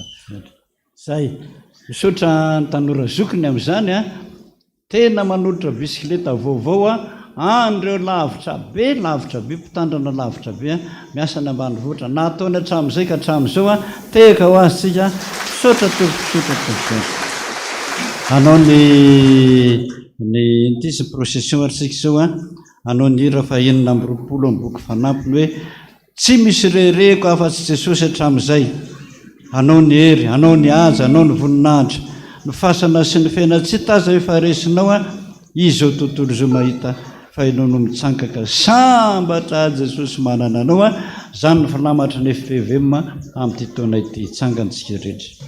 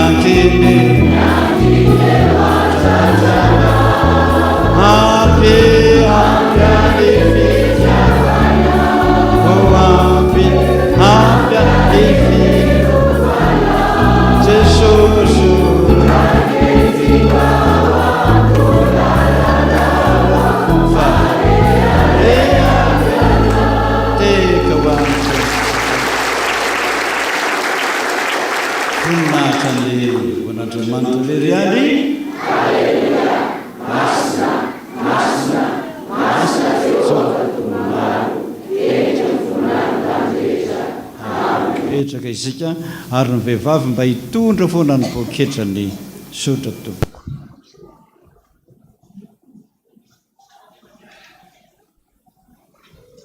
Ilazana sika rehetra izay misoratra anarana ny fankalazana ny andro iraisam-pirenena ho an'ny vehivavy ny 20 mars 2023 izao fa araky ny fandaminana avy amin'ny ministeran'ny mponina dia tsy maintsy tonga amin'ny anora sasany maraina eny kianja be an'ny Masina mba isin'ny filaminana makasitraka indrindra tompoko ary aoka samy homari-potoana avy. Izao raha soa ary velomariazanina dia mangataka vavaka ny fiangonana rehetra hivavaka fa tsy hita ny zanako 10 taona hiavitra tamin'ny sabotsy hariva tamin'ny 5 ora promotion manaiky misaotra an'i Jesosy dia misaotra antsika rehetra. Ireto kosa ny zanaky ny fiangonana irosan'ny fandrenana ny tokantrano Masina. Andriamatoa Zakarvely Marius, Andriamatoa Randrianjafy Paul Joelson, Ramatoa Razafy Arvony Maridera, Andaniny, Ramatoa Razafy Faralalao Sera, Ramatoa Nivarsombaky Clarisy, Andriamatoa Kotondramasy Tantely, ary Ramatoa Arfensoa Loloniaina Ankilany dia falmanasanareo anotrina ny fanamasina fanamadiny zafiny ny zanany Arvelinandrina Serge Antoniosy Armasy fanasina ny aina izay tao ny asabotsy 12 mars 2023 eto amin'ny FPVM Tananandrano amin'ny 10 ora maraina. Raha misy mahita tsy mamety ny fanamasina ny sasany amin'ireo fanamadin'ireo dia aoka izy aplaza ny ray aman-dreny mpitandrina. Filazana manjoa Dokotera Razafina Gotsarla Loholona vétérinaire inspecteur Andovise tena tsony ray ody amin'ny ny 2 mars 2023 rehefa nivahiny 5 taona teto tany hoy ny vadiny Razafy Arvony Lalao Herlinina ny zanany zafiny nitaizany ny raitapo amin'ny ny fianakaviana manontolo ny nofony dia hiala ao amin'ny tranony ao tsaronenana vila fiensolo de CHSP ny alatsinainy 9 mars amin'ny 7 amin'ny 2 ora tolakandro ary entina ny amin'ny FPVM Tananandrano ho fanomezam-boninahitra an'Andriamanitra sy ho fankahirezana ny fianakaviana ao aorian'ny metrahana anazy ao amin'ny fahasandrazany ao Akatandandambo Amboy Mangakely. Ranjiana Anjaha Henri dia natsony ray ody any amin'ny talata 28 février 2023 rehefa nivahiny 17 taona teto tany hoy ny rainy ny reniny vadiny Ranaivisan hanitry ny ony manitra ny zanany Franky sampana fanantenana nitaizany ny raitapo amin'ny fianakaviana manontolo nofony dia efa niala tao amin'ny lo 564 0601 Batomaro tamin'ny 3 ora tolakandro ary nentina niary tory tao amin'ny camp première RFI Vato ary niala tao amin'ny 2 mars 2023 tamin'ny valora maraina niazo ny tanindrazany any Ramainandro Faratsio. Randriany Rina Jeny Aina Natasa rehefa ny vahiny 7 taona tetatany dia natsonray ody any amin'ny piomana hoy ny vadiny Rahalambo Arso Herzo zanany ny ray ny Zapozany ray tapo amin'ny ary ny fianakaviana manontolo nofony dia efa niala tao an-tranony LODB 58B Amboditsiry ny alarobia 1 mars 2023 tamin'ny ray ora ary nanomezam-boninahitra an'Andriamanitra tao amin'ny FPVM Rahasalama Manjakaray ary nentina tamin'ny fahasandrazany eny Andraisoro. Rapaoly Bertina vadana velan'ny Tompolara Samuel Henry dia ny ambony sabotsy 4 mars 2023 rehefa ny vahiny 70 taona promotion manantena hoy ny zanany ny zafikely ny zafiavy ny ray tapo aminy ary ny fianakaviana manontolo nofony dia niala tao feno manana lo VK 61 abisy ny alatsinainy 9 mars tamin'ny 12 sasany ary namezam-boninahitra n'Andriamanitra tao amin'ny Fiangonana FPVM Tanànandrano alohan'ny ametrahana azy tao amin'ny fahasandrazany ao Ambatobe ary namela ny fianakaviana namela fararakitra 20,000 ariary. Andria Malala Tinarina promotion mpandratsana dia natsonray ody any amin'ny rehefa ny vahiny 12 taona tetatany hoy ny vadiny Razaka Aingitina ny zanany ny zaviny nay tapo amin'ny ary ny fianakaviana manontolo ny razana dia niala teo an-Janahary lo 221 bisy tamin'ny 7 ora maraina ny alatsinainy 9 mars 2023 ary hoentina hanomezam-boninahitra n'Andriamanitra ao amin'ny FPVM Antananandrano alohan'ny ametrahana azy eny amin'ny fahasandrazany eny Akadindravola Ambatomanga. Randria mihaja anjara fitahina ny avo rehefa ny vahiny 12 volana tetatany dia natsonray ody aminy hoy ny rainy raha miara manantsoa iajatiana ny reniny ny ray tapo aminy ny ray beany ny renibeany ary ny fianakaviana manontolo nofony dia niala tao an-tranony Ambomangakely lo 122 terama tany Mandroso Ambomangakely niasa botsy 4 mars tamin'ny 12 oratandro rehefa avy natao veloma farany tao aterina napetraka tao fahasandrazany ambony vahy Manjakandrina. Ny fianakaviana dia namela fararakitra 10,000 ariary. Andriamanitra tompo fampinonana ny ampinona ireo fianakaviana sa mandroa. Ny fararakitra voaray ny alahady 5 mars 2023 dia tany amin'ny Tompolara Naivson Bruno Arsène 50,000 ariary Tompovavy Rasoa Natandro 5,000 ariary dia isaindray ny vaovaontsika misotratrika ny ano an-tsamin'ny farany.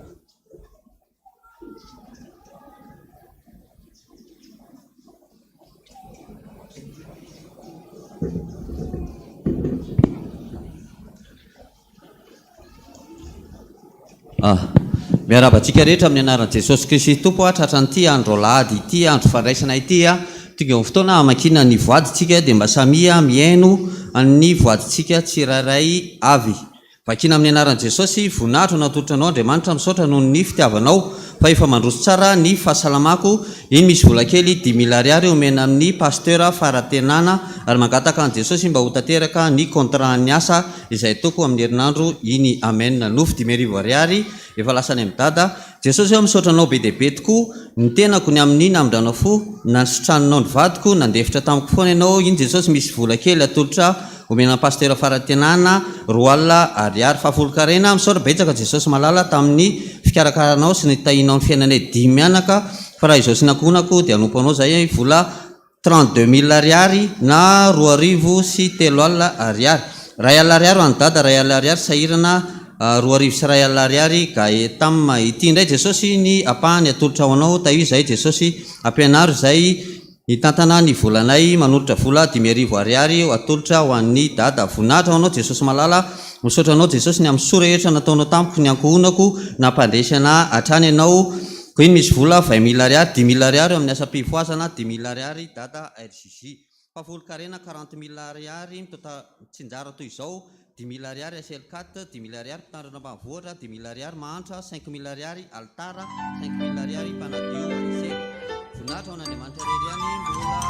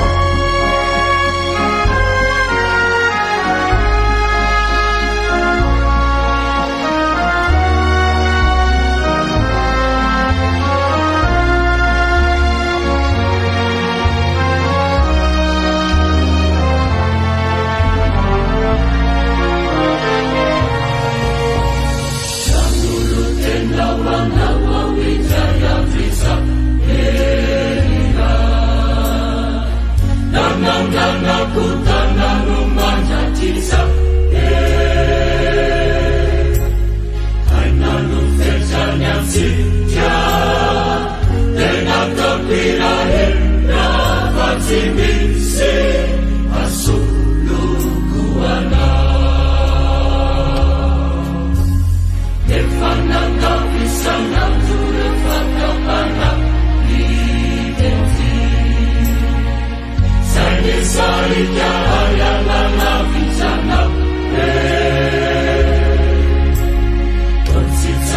Tsarukulaidina, Kavotuna Votina, Veriamu, Asana Kana. Afitasa, Tesofisio, Kime, Vinamina, Ifune, Valensi, Nikala, Manina,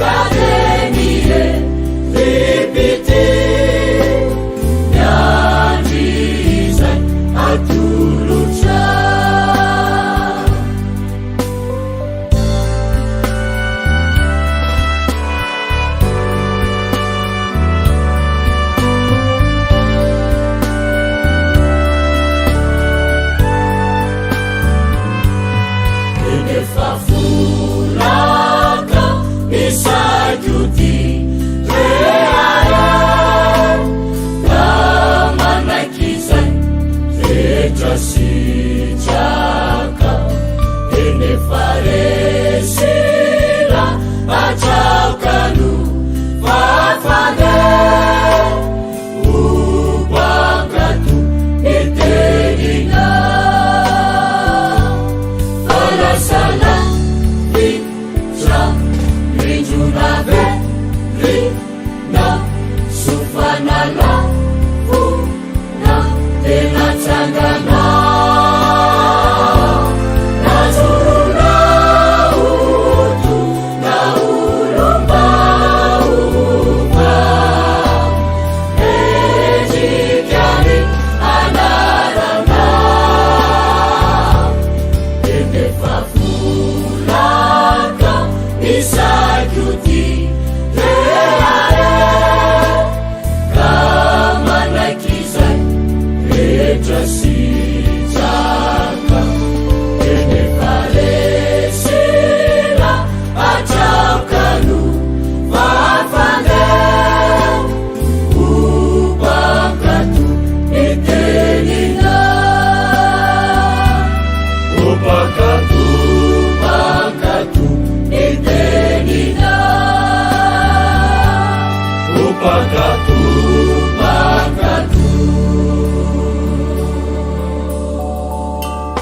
iterina.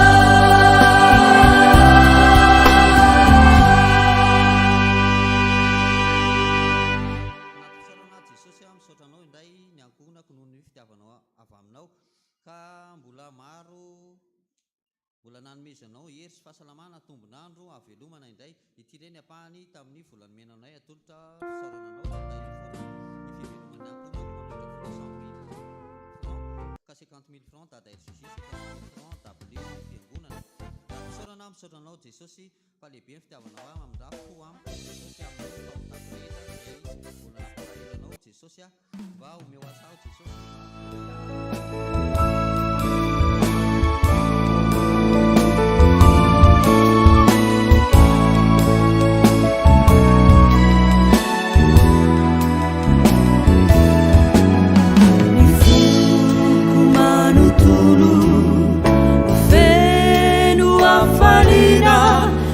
Jesu nunana fakai tamire utaci itaisa izaya matucai kankejini mifari mirabu mitsikirifu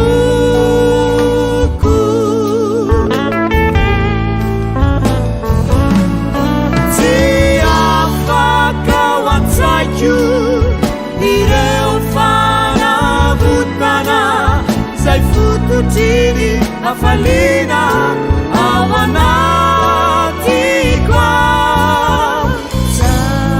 sabakutukua fafona nyala elu sati Jesu nutunga tanati ifuku mibi takau kizani ifuku fenuira Angkalaza iderani Jesu ilai tubuku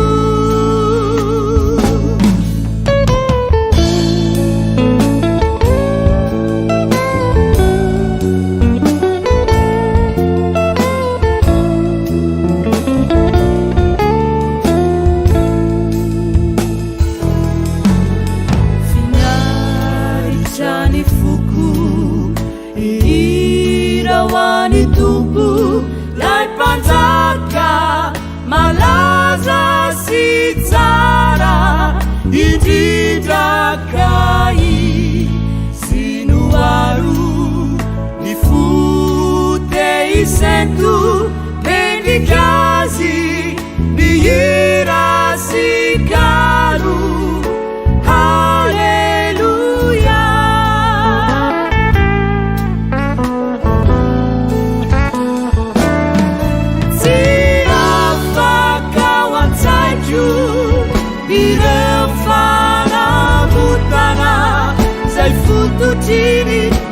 Masina ao anatiko tsapako tokoa fona ny alahelo satria Jeso no tonga tanaty ny fokoniny nakaokizany ny foko feno ira ankalaza iderany Jeso ilay tompoko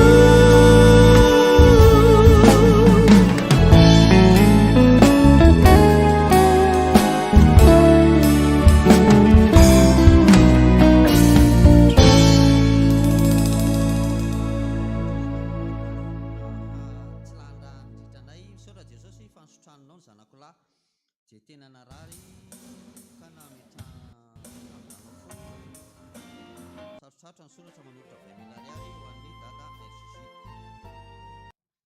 Dada zana ny nofo hoe nahita kafe sy sakay fanendy makany amin'ny dada amin'izany nofo zany 2,000 ariary rakitra fahafolo-karena 10 000 ariary ty Jesosy volam-pahany.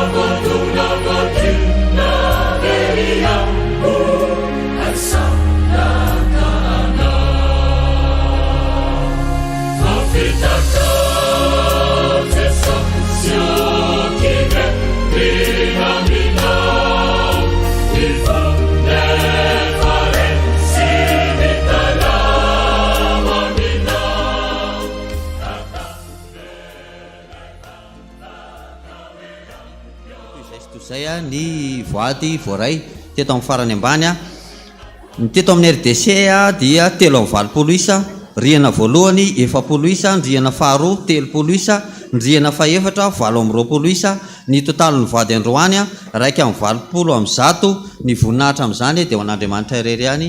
Amen.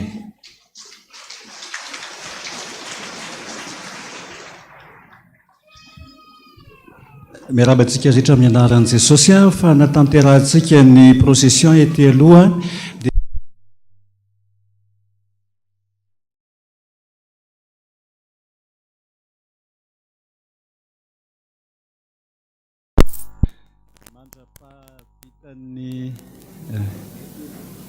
mandrapavitan'ny procession dia ho tanterantsika le hira fifoazana hoe misy ondriky very ao anefitra ao ataontsika mifotsika manontolo izany hira izany.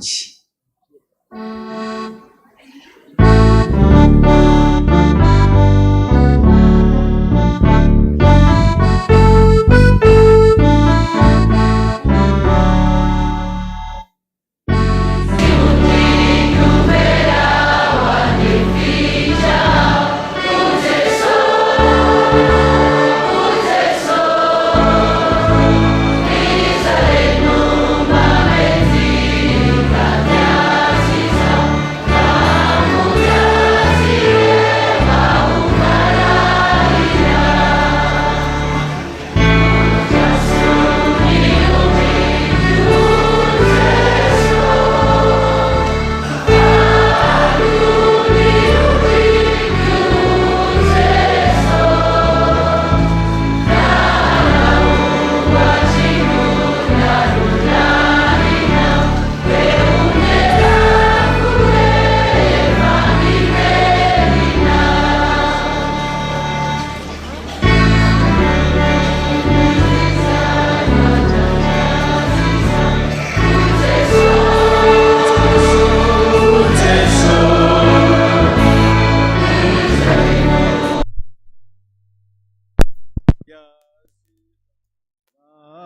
tsy asiremba ho falaira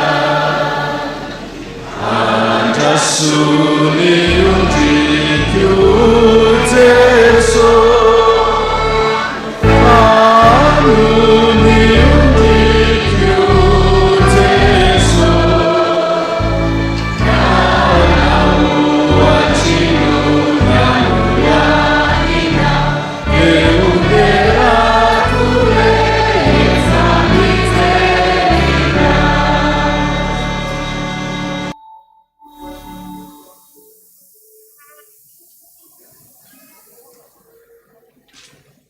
Sotra tsika rehetra reto misy voady mila fanazavana ty anankiray ty hoe misotra dada fa androany vao tena mazava tamiko ny momba ny batisa fa ny manasa saina dia zao ny zanako natao batisa tany amin'ny katolika satria katolika ny dadany fa zaya efa nisaraka dia ny batisa nataony mompera tamin'izany rano zany dia araraka amin'ny kopy eo milohan'ny zaza fa tsy nisy fametrahan-tanana dia izany mila atao averina atao batisa ve izany tompo. Eny tompo, azafata zao avy mba maheno an'izany ny soratra Masina dia mazava fa Jaona mpanao batisa ny teny hoe za manao batisa amin'ny rano fa Jesosy anao batisa amin'ny fanahy masina. Mazava tsara ilay lazaina teo fa raha batisa fotsiny ataonao tsy misy fametrahan-tanana dia rano zay. Fa la fametrahan-tanana no fanomezan'i Jesosy ny fanahiny ao anatin'ny olona na ao anatin'ny zaza. Eo no amena ny fanahy masina. Za amin'izay ny toetra ao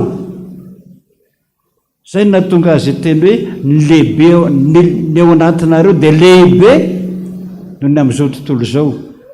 Lehibe ao amin'izay rehefa nametrahan-tanana dia tsy misy tafidy sotsony devoly sy ny namany. Fa raha vao tsy nametrahan-tanana io dia diso araka ny soratra Masina. Zay natao tany batisa tany amin'ny katolika amin'izany ka nararaka fotsiny ny rano dia natao batisa tamin'ny rano. Fa ilay fanahy masina mbola tsy eo. Malaky ianao mamerina batisa ametrahan-tanana. Za misy kambonorina ozy tsetsina be dia be foana fa tany amin'ny dokotera na amin'ny sakafo na matory dia sepotra foana zao dana makany amin'ny dokotera tsara aloha. Tena dokotera ny orina sy ny maso sy ny sofina dia sokafana angeza-be io vavoronao io indraindray eo misy tsaramaso dia ngotany, indraindray kambonorina efa lava be kambonorina tokatra aty amin'ny atidoha aty dia tsy maintsy iny dorana vetivety fotsiny anaovana an'izany dia afaka mamonjy dokotera aloha tarafiny ianao. Za dadana nofo hoe nandeha tao amin'ny barom-panjakana nivadiko hitady asa dia nandeha nitady azy tany ary rehefa tonga tao amin'ilay barom-panjakana aho dia nifanena tamin'ny olona roa izay milaza fa voasoloko ilay vadiko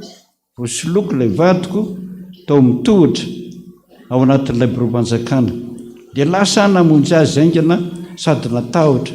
Ary tazako ty alavitra ery fa misy polisy vehivavy mifamaly amin'ilay vadiko eo amin'ilay tohatra.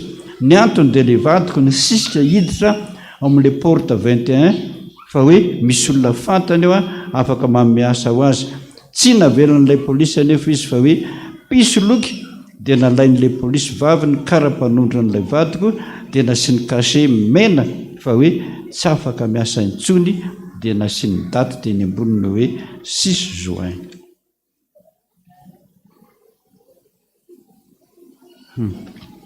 Zao lazaiko anareo dada miona matetika amin'ny minisitra manazava an'izany mangataka fanazavana momba an'izany anatrany amin'ny filoha-pirenena ary dia nahazo consigne daholo ny ministra rehetrarehetrarehetrarehetra fa izay mampiditra mpiasa tsy ara-dalàna tsy nanaraka fanadinana dia miongany io ministra io aongany filoam-pirenena io ministra io ary ny teny tamiko daholo izay ministra naleko tandremo no pisoloky fa lainga daodaodaholy akana ny volanao fa tsy tafiditra mpiasa-panjakana akory mpiangona eto amintsika nando 200 millions de francs namidy hatramin'ny tany razana fa mahiditra mpiasa-panjakana dia ozy le olona hoe afaka herinandro dia mivaly miditra ianao lasa ny herinandro tsy misy ray volana roa volana roa taona zao tsy tafiditra raha vao makany amin'ny ministrany ianao dia ianao nanao tsolotra sy le olona nandray tsolotra miaraka migadra very ny volako data fa miteny azy zay miona matetika amin'ireny fivorian'ny ministra reny mba mitandrema fa raha rano na lam-panjakana na manao tsolotra na aminiza ary tsy tafiditra ho tsony ianao mandrakizay ty vadinao ty efa nasiana tombo kase ninonina fianarana ataon'io fanadirana ataon'io dia tsy afaka amin'izany tsony izy fa vitatra eo ny azy mampitandrina anareo rehetrarehetra amin'izany aho manofo manidina foana raha ohatra ianao ka manidina ka enjehin'olona mitondra antsy na mitondra basy da na isanaingana efa kaiky anao zay le devoly amely anao fa raha manidina fotsiny ianao dia misoran'Andriamanitra tsy midaboka eny ambony eny ianao manontany hevitry ny dada zany nanofy andeha andro omidosy aho dia nanala ny akanjoko maro sosina be ny akanjo ny esorina 1 2 3 4 fa ny farany tsy mety voala tanteraka mihitsy ny akanjo rehetra fa nisy foana tavela dia hoy aho hoe alefako tya fa tsy mety dia natopako ny rano ao amin'ny anaran'i Jesosy azafady ianao manala akanjo dia misy indray manala akanjo dia misy indray dia manala akanjo manisy indray farany tsy mety afaka tsony beba ianao io le fahotana zay raiky tapisaka ao aminao voalaza tsy afaka mihitsy io raha tsy anao mibebaka 1 2 3 4 amin'ny fahotana rehetra lazaina amin'Andriamanitra zany ambelan'i Jesosy fa tsy mety ny tonga dia mandro amin'izao tsy ekeny Jesosy zany bebaka miboridana mihitsy anatrehan'Andriamanitra na njangajangana na angalatra na namon'olona zany atao miboridana mifona zay vao azo esana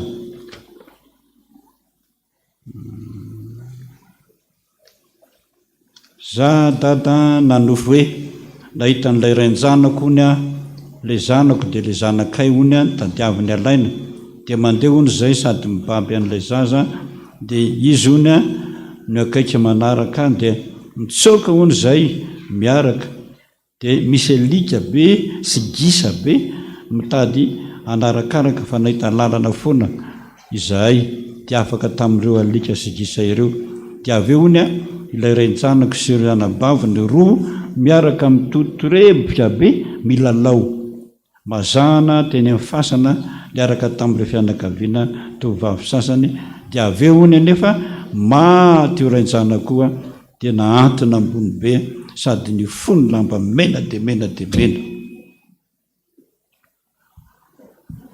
zao lazaiko anao mivadinao gisa lahy omaketsa dia tohizo izy maka indray ny avava manaraka sipa be dehibe izy avanao any faharoa miaraka amin'ny mpamosavy reo avanareo reo teneno ampibebao ianao zay nanonofanoa adidinao mihitsy ny mampibebaka an'ireo na mety izy na tsy mety vitany adidinao za dada nanofo tamin'ny herinandro iny hoe misy zavatra ohatran'ny atody ony a salatsalany teo am'lelako dia anankiray menamena ny anankiray boribory fa mainty be dia na loarako ny lelako a dia tsy mety tapotra ny farany a ray kilao latsaka ny abetsahany mariko fa misy olona niaraka tamiko tsy fantatro dia gaga be izy nahita an'ilay zavatra nivoaka tao amin'ny bavako dia tsy tadidy fotsony a ny toyny zafady a za miteny foana raha tsara mihitsy le atody no hoaninao a dia nadikan'izay manana atody fa io le mainty be mivoaka anatin'ny vavanao ve atody tsara sa atody ratsy atody maimbo be dehibe zany hoe aza mihinana atody mihitsy alohanao anatin'ny enim-bolana amin'ny teny an'izay a raha mbola mihinana eo ianao a vaky hatramin'ny aferinao a sy ny atinao a dia vita ianao am'tandrema vadiko izy izy a mamy lava tsy tatsony zy azo atao aminy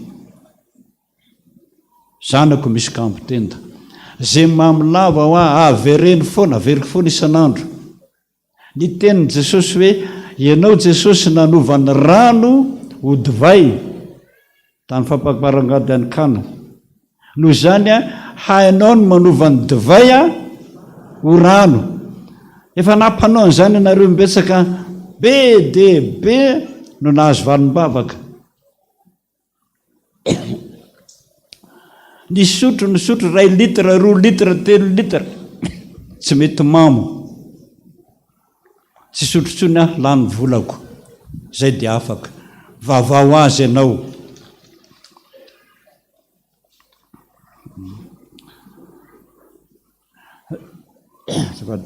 misy olona voan'ny cancer du sang ony a nentina mibavaka dia nanofo le marary hoe andeha hiverina ohatrany hoe mitady fodina fa tsy mety tafototsony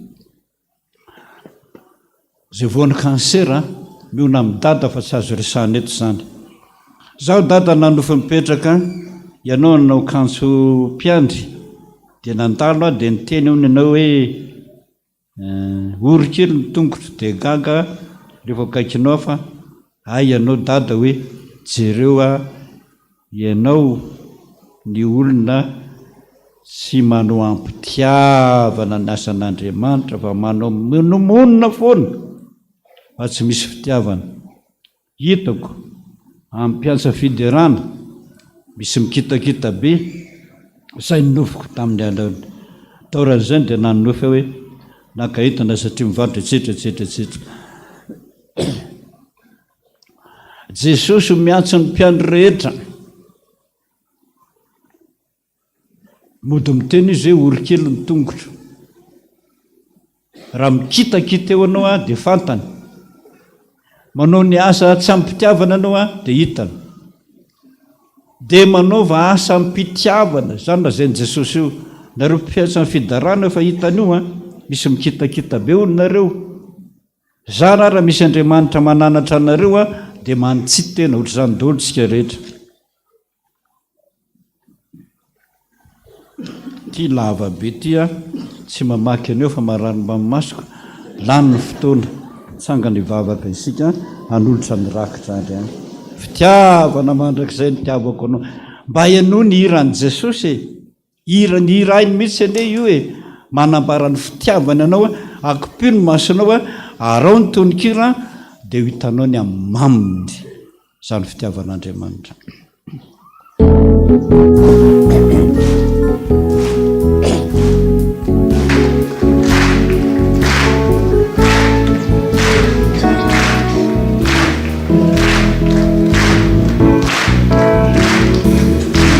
Fitiavana mantra isadoko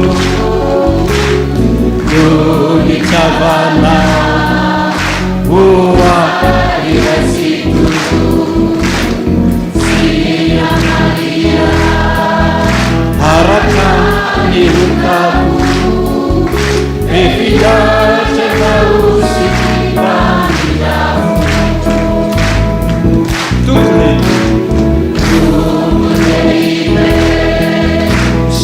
fanasan'ny rehefa tenina sana minamana fiangerire fatena sinako nony lamfanao iinamo iako babiko ianao zerovao santata keita anao tutikio ianao minandria sauti satriana tiatano tiako manicio ianao zerovao santata keita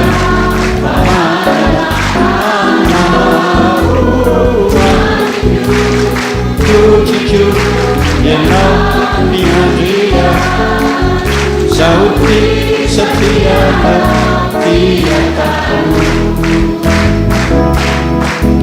sauti satriana tiatano sauti satriana tiatano bisous eka mahafantotsika zay ny vitanay Jesosy tsaronay ny fitiavanao anay hatramin'ny ela fa tsy fantatra izany misaotra Jesosy renao daholo nivavaka tao amin'ny voady rehetrarehetra teo na momba ny fianarany jerenao zany momba ny asany hainao mandinika an'izany mananatra an'izany momba ny asa hainao mampitady azy ny soa sy ny tsara vo nanoratra izany voady izany izy tanterahanao ny tenina hoe mbola tsy niantso akory ianao rehefa tonga akademina fa voarainao daholo anjaranao sisa ny mamaly an'izany Jesosy zay rehetrarehetrarehetra kosa alohan'ny isarahana eto faly zay meona aminao faly mihitsy ianao meona aminay tsirairay avy zao ny fotoana ny tenenanao Jesosy raha hito amin'ity toerany tianareo mivavaka miaino anareo any an-danitra neny trano mankokorotana krizitina tabataba zany ny anetrano any laha ny andro mivavaka zay rehefa any fa tsy miaino anay ianao fa mivavaka eto amin'ny tranonao kosa tsy afaka io zanao fa vava adiny lanitra sady tranon'Andriamanitra eto amin'ity toerana ity ny lazaina hoe raha eo nareo mivavaka dia miaino anareo aho mangataka anao ary a Jesosy araka ny fitiavanao mba hitody amin'izay amin'ny olona tsirairay avy tonga miangona eto endreny fifalianao nahita azy ny fifalianao ary tsy adononao na ny anarany na ny endriny zay ny nahatonga anao hiteny hoe tia hitanao aho tandreny feonao aho andreny feona anao zao tsy Jesosy mangataka aminao ary aho hoe na dablo tsirairay avy misy ny mpanomponao ianao misaotra Jesosy irao ny anjely hitondra ny boky ny fiainana ary amin'ny pejiny androany soroatanao Jesosy vavaka tsy ambarahavana mamolo vola eo am-po ao tsy nizaraina natramin'ny vady aman-janaka aza eto anao Jesosy mba hiaino an'izany tanteroarany teninao hoe inona ny tianao mbola hataoko aminao anaranao Jesosy angatahako izany dia ianao ny vavaka io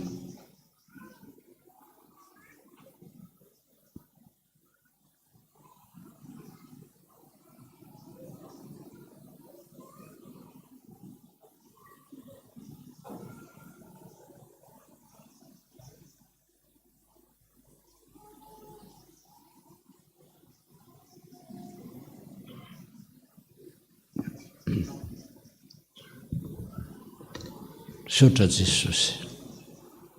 Reo nivavaka voasoratra amin'ny pejiny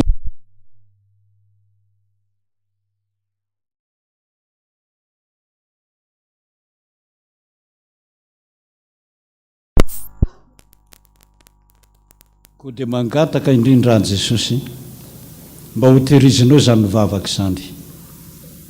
Hiakatra any an-danitra ianao asehoy an'Andriamanitra ray zany mivavaka izany. Ary hita fa miaraka amin'izany ditranay sy ny fahotanay atsangano ny tananao misoratra Jesosy. Raha eo mamelà ny elony fa tsy fantan'izay ataony.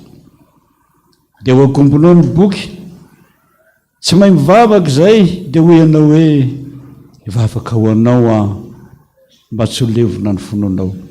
Manantena vavaka avy eny aminao zay ary valim-bavaka avy eny aminao. Ny anaran'i Jesosy zokinay malala ny angatahako izany. Mpanompo ihany zay rehetrarehetra mangataka. Mpanompo nanompo anao amin'ny andro rehetra iainanay. Tanterao ary zany Jesosy. Fantatrao ny adresinay sy ny lalana mampitonatona rehetra manomboka rapitso. Dia ny anaranao ny angatanay izany.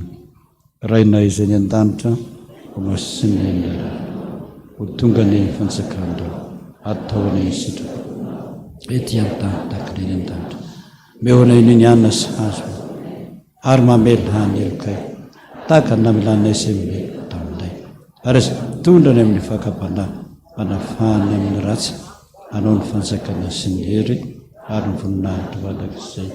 Amen. Raha isontsondrano ho Jehova tompony maro aminao, zanako enao, za miteraka aminao, efa hitako ny fahorianao, fantatro koa ny ataon'ny mpampiasa aminao, efa midina zao hamonjy anao fa tsy hafona saraka anao za Jehova miteny zany aminao ary zay nylazay ny vavako tanterahako aminao. Sotra Tompo, anao ny dera, anao ny aza, anao ny voninahitra. Voninahitra ny ho an'Andriamanitra reriany. Alleluia.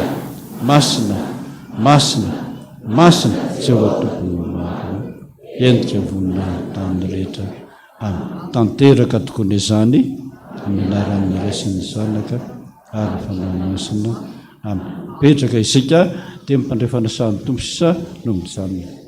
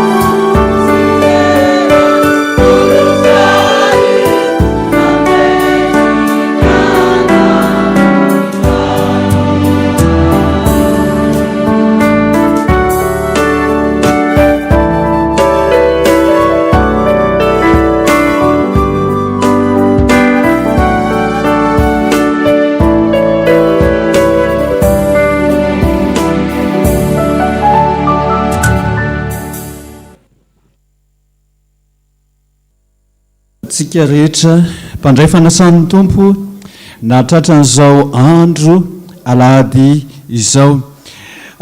Fandraisana fanasan'ny tompo fahatelo ao anatin'izao taona 3 izao. Anasany Jesosy ianao, etsony Jesosy ianao mba iray latabatra aminy androany, ary ny fidianany ianao manokana satria ianao lay tiany, ianao lay tsy fony araka ny teniny hoe izao nofinaina izay manatinahitsy mba ho lavika mihitsy, ary izay mino ahy tsy mba angetaheta mandrakizay, izay mihinana nofoko sy misotro ny drako ny tompo no manana fiainana mandrakizay, ary zaho anangana azy amin'ny andro farany. Fa ny nofoko ny tena fihinana ary ny drako ny tena fisotro. Fa naoviana ianareo i Jesosy no mihinana ny nofoko sy misotro ny drako, dia ataovy izao mba ho fahatsiarovana. Andeha atsiaro an Jesosy sika satria izy lay be fitiavana, izy lay miantso atsika tsiray avy amin'ny anarantsika mba hanatona azy, tsy mahafoy atsika ary mbola miala nenina amintsika mandrakariva aoka andreny feontsika. Andeha ho tanterahantsika ny hira 7:3 hoe tsy renao va ny feony ray, ry malahelo fo miantso hoe aviavia, modia ianao fa layrainao be fitiavana, ifaly aminao ka manome anao malalaka raha ody ianao. Itsangana sika rehetra hira 7:3 ny andininy voalohany sy ny faharoa.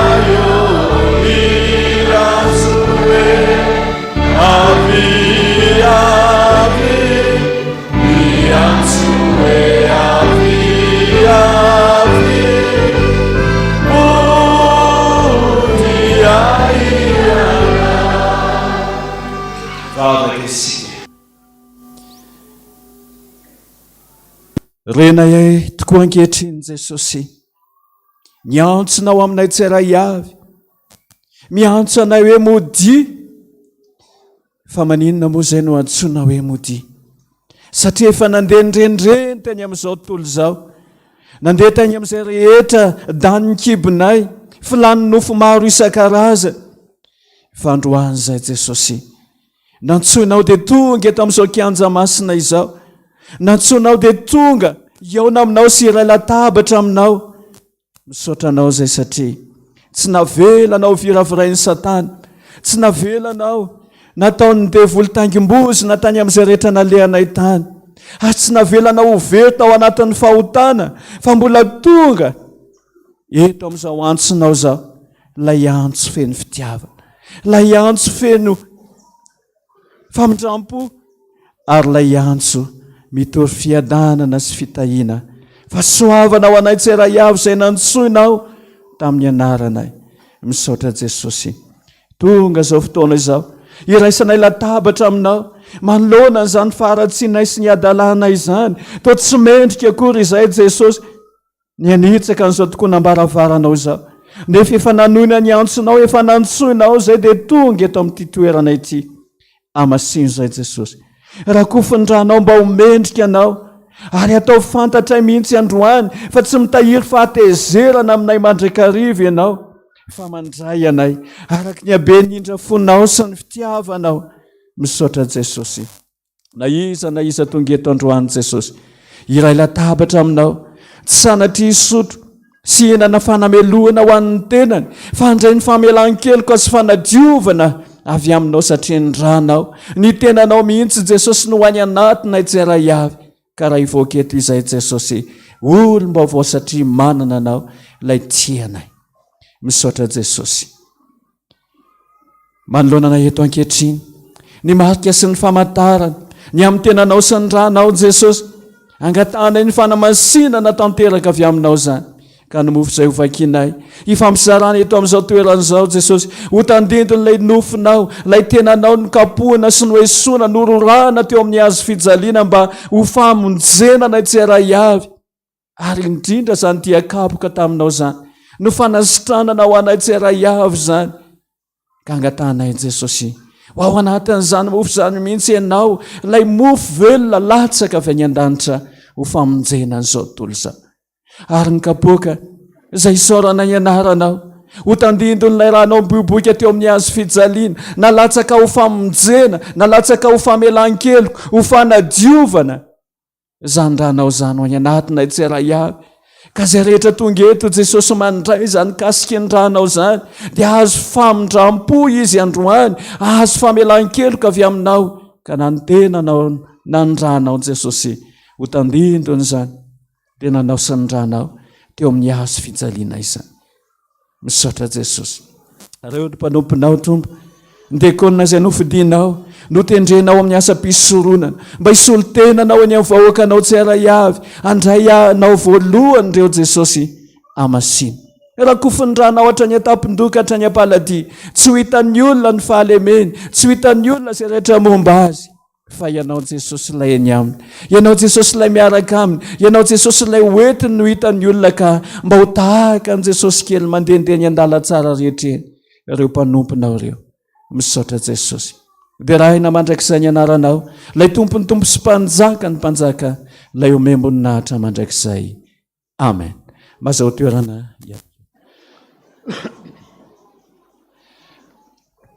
fa Jesosy Kristy Tompo tamin'iny alina sy namadiana azy iny dia nandray ny mofo ary rehefa nisaotra izy dia novakinika ho izy nanao hoe tia ny tenako izay atolotro ho anareo izao nataovy ho fahatsiarovana dia tahaka an'izany koa ny kapoaka rehefa avy ninana izy dia ho izy nanao hoe ity ndrako ny amin'ny fanekena vaovao izay alatsaka ho an'ny maro mba ho famelan-keloka fanaoviana naoviana anareo ny Tompo mihinana mitony mofo itony ary misotra mitony kapoaka itony dia manambara ny fahafatesako ianareo mandra-piaviko dia aroy ny Tompo fa efa voavoatra ny zavatra rehetra amen eo mpizarana ny mofo fizarana ny kapoaka eny amintsika tseray avy atao voadinao eo anatrehan' Jesosy mihitsy no hoe tsy misy atakaloka anao Jesosy na inona intsony fa ianao no velona anjaka aty anatiko 7:7 ny raha ho tanterahantsika hoe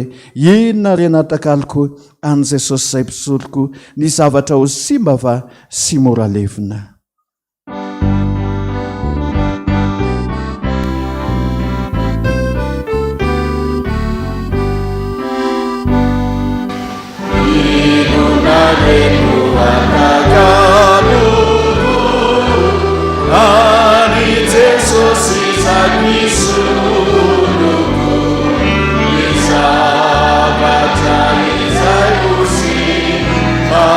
Simula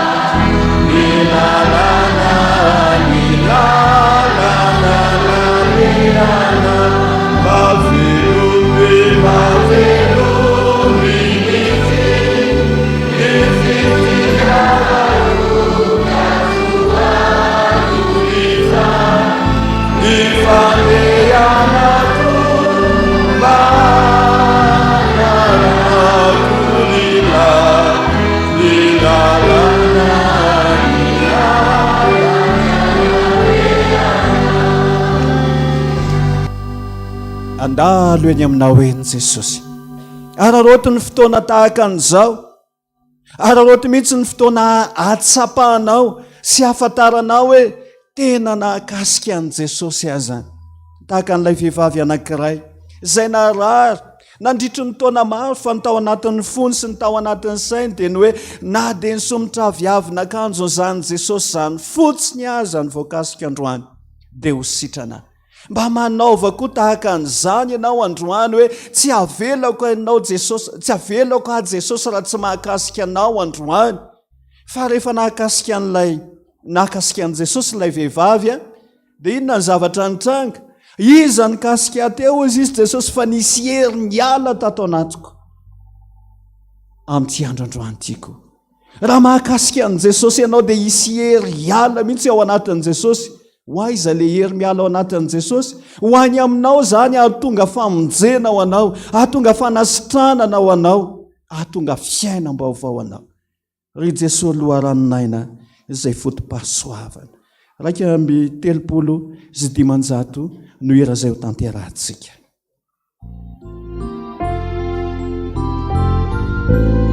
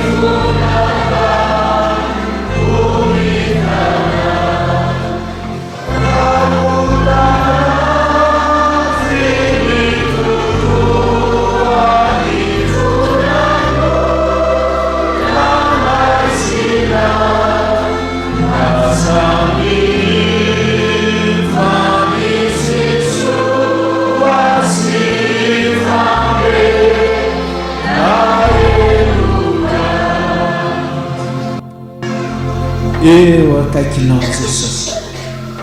Tsy lavitra anao izy, ary efa tsy lavitra anao izy dia zao. Abraha eo anatrehany mihitsy izay rehetra ao anatin'ny fonao. Mety eza mba hitanila kely tahaka ny mpianana izay mitsibitsika tamin'i Jesosy tamin'ny fiarahana latabatra tamin'i Jesosy tamin'izany fotoana izany. Ary dia ny sasany aza ny ondakondana mihitsy, dia ny sasany somary be felonana hoe ahoana ny amin'io lehilahy io.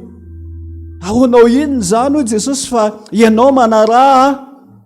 Ary roty ihany koa izao fotoana izao aza mijery ny eo akaikinao, aza mijery ny manodidina anao. Fa ianao mihitsy mba mety eza iondakondana eo amin'i Jesosy, akafity eo anatrehan'i Jesosy. Fa izy tsy hanositosika anao, izy tsy hanilikilika anao, ary izy handray anao ka iaho izay rehetra ambaranao aminy. Anao ao Tompo, ataontsika mifotsika manontolo mihitsy zany izy zany, anekekezantsika an'i Jesosy amin'izao androany izao.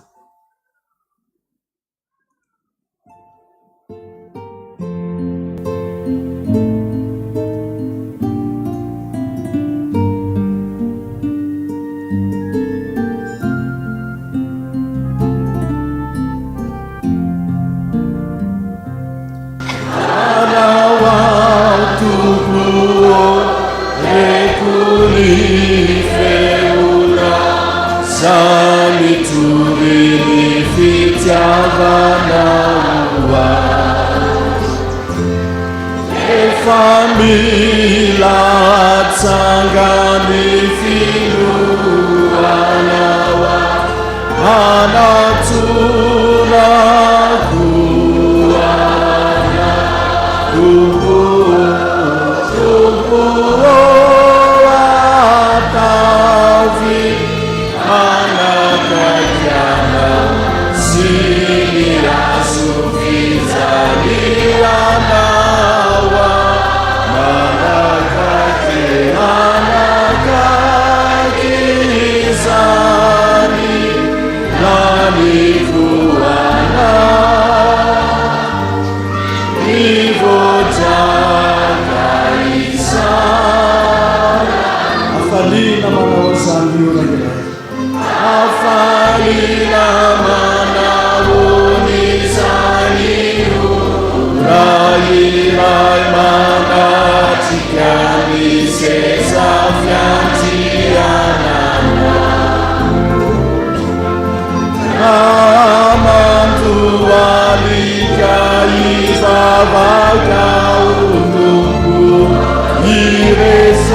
caminham sacasaku Tompo atavi anakajana sini asufizalianawa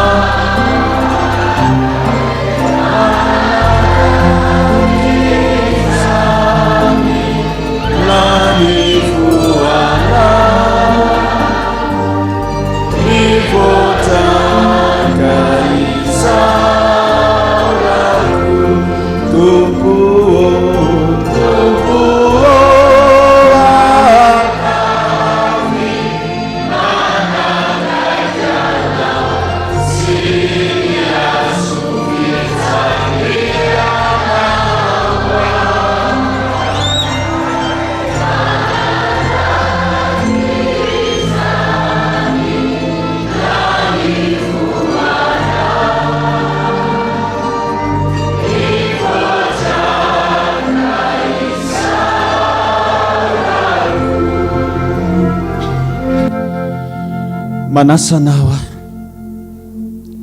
mba andinika kely ny tenanao tsara iavy araka ny tenin'Andriamanitra hoe dinio ny tenanareo na mitoetra ao anatin'ny finoana ianareo na tsy, sao dia ho fahazarana fotsiny no hiazakazahanao isaky ny voalohan'ny volana ka handray fanasan'ny Tompo. Fa mila mandihy ny tena isika ao anatin'ny fandinihan-tena dia ny fahatsapahana ihany koa fa mpanota, olona tsy tanteraka, olona mandrika ny didin'Andriamanitra araka ny antsoantso izay nataon'ny petera tamin'ny vahoaka rehetra izay nanaradia azy tamin'izany fotoana izany nampandiny tena ny olona mihitsy ka ny tenina na hoe tsy fantatra areo ve fa tsy zavatra mety simba tahaka ny volamena sy ny volafotsy ny nanavotana anareo tao anatin'ny fitondran-tena dala izay azonareo tamin'ny entin-drazana fa ny rasony Kristy tahaka ny anrany zanak'ondry tsy misy kilema ary tsy misy petipetina izany nanavotana antsika tao anatin'ny faharatsiana sy ny fahadalana rehetra izay niainantsika tao anatin'izao tontolo izao fa rehefa navotana ianao rehefa nantsoina ianao rehefa nafahana tao anatin'izany fahamazinana izany ianao aza miverina amin'izany intsony fa ndeha hibanjina an' Jesosy Kristy Tompo lay tia anao lay tia antsika rehetra lay mbola mivavaka ao anao fa sarobidy eo anatrehany ianao satria nahoana vidy ny rano teo amin'ny hazo fijaliana ianao araka ny tenin'ny Paoly apôstôly nanao hoe jereo ny hazo fijaliana jereo ny hazo fijaliana fa teo ny namonjena anay ary eo ihany koa no mbola nomeza ny antoka ho antsika tseray avy ny amin'ny famonjena sy ny famonjena antsika rehetra famonjenanao ary mbola mivavaka ho anao ilay Jesosy Kristy tompontsika arak'ilay vavaka fantatsika loatra vavaka mezinezina nataon'i Jesosy teo amin'ny hazo fijaliana ary mbola ataony eo anatrehan'Andriamanitra ray mandraky tiany androany hoe raha io mamelany eliny fa tsy fantan'izay atao tsy fantatro izay ataoko tsy fantatra ao izay ataonao fa mihevitra ny tenanao manao no mety ianao manao no marina ianao nefa kay any amin'ny lalan-diso any amin'ny hevi-diso nalehanao fa sofa teo Jesosy lay mbola mivavaka ho sy mbola mivavaka ho anao manatona an' Jesosy isika manatonao ka miondrika manoroka ny tongo masinao zao zay olona tsy mendrika ary Tompo avozy ho anao hitsangana isika rehetra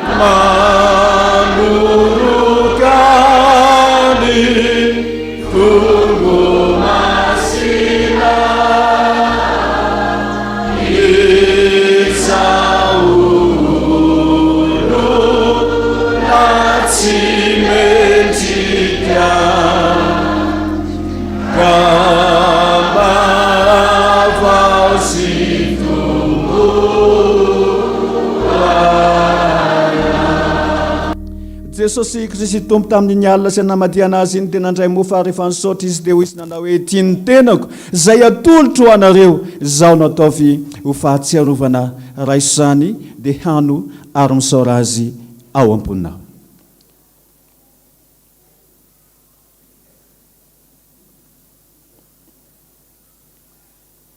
Maminy foko ry Jesosy ny famonjena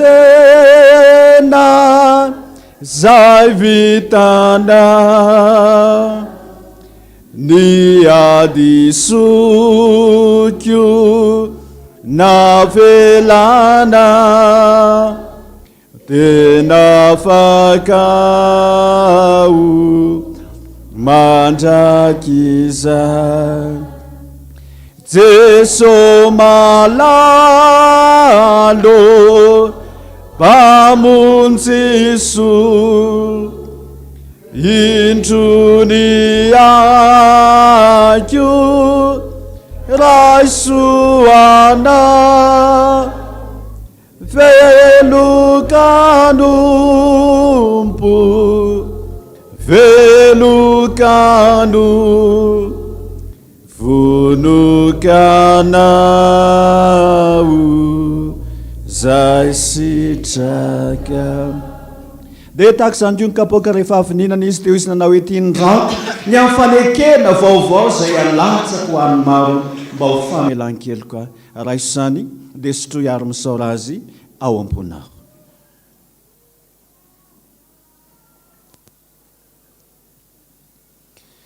Aoka ny foko Sinifuna yarami tempo enaira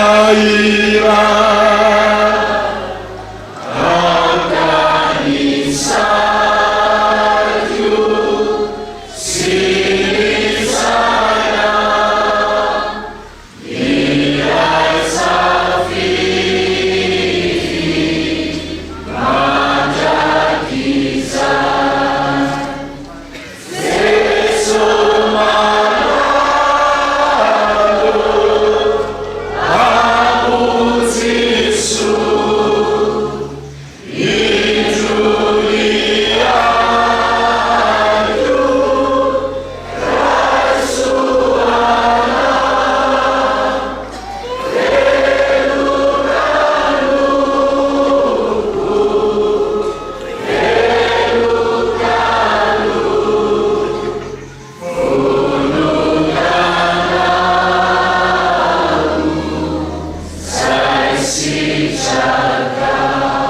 zany iranain Jesosy ifamatorana ay aminao zany Jesosy ho tafapahaka ny amin'ny fiainanay manontolo zany fifamatorantsika izany Jesosy ka manomboka izao dia iombo izay amin'ny Paoly apôstôly hoe tsy izay tsony no velona fa ianao Kristy no velona ato anatinay lay tsy manatino anay lay tsy mamandao anay ary lay eo aminay mandrakariva anio ampitso ary ho mandrakizay mandrakizay misaotra Jesosy ho tanteraka tokoa anay zany amin'ny anaran'ny Ray sy ny Zanaka ary ny Fanahy Masina.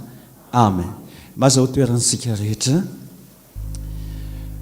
Sorantsika ny Tompo ny amin'izay fanasana lehibe izay no tanterany nanasany antsika rehetrarehetra izay dia ho tafatoetra eo amin'ny mandrakariva isika ary oropaka mandrakariva amin'izany fanarahana an' Jesosy zany.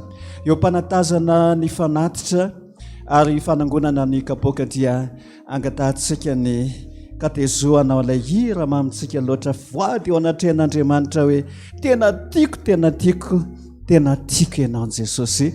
Ampitiavana be no anasantsika ny katezoa mba natanteraka an'izay hira izay.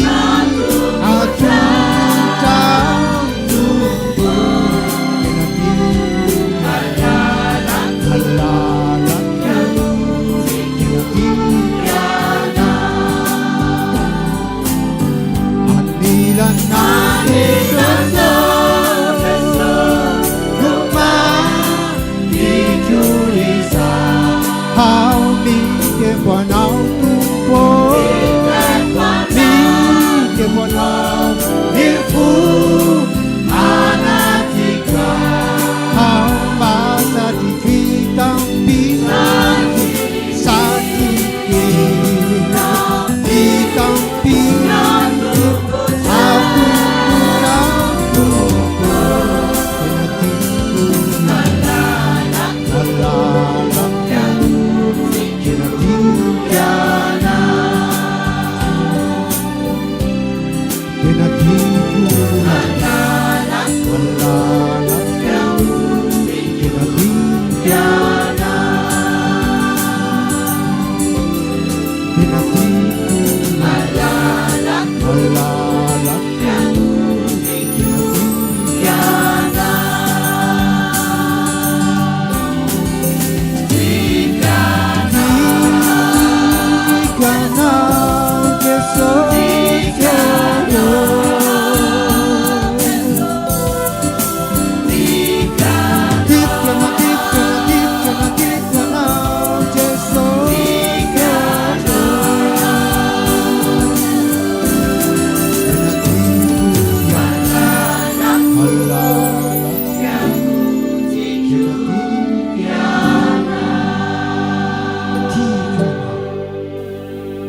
Sotra toko isorantsika ny Tompo ny amin'ny fahatanterany ny fotoana rehetra tamin'ity maraina ity andehantsika hitsangana metraka ny fiainantsika manontolo eo am-pialatanan'Andriamanitra eo an-tananao raiky no apetrako izao ny fiainako rehetra mba tahiny zanaka roa amby mpolo sy efajato andininy voalohany dia hivavaka isika.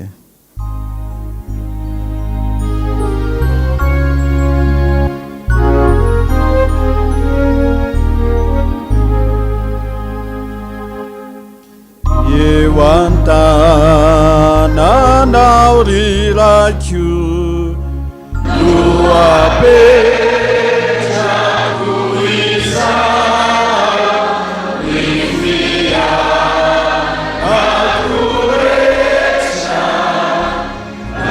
tahiny zanaka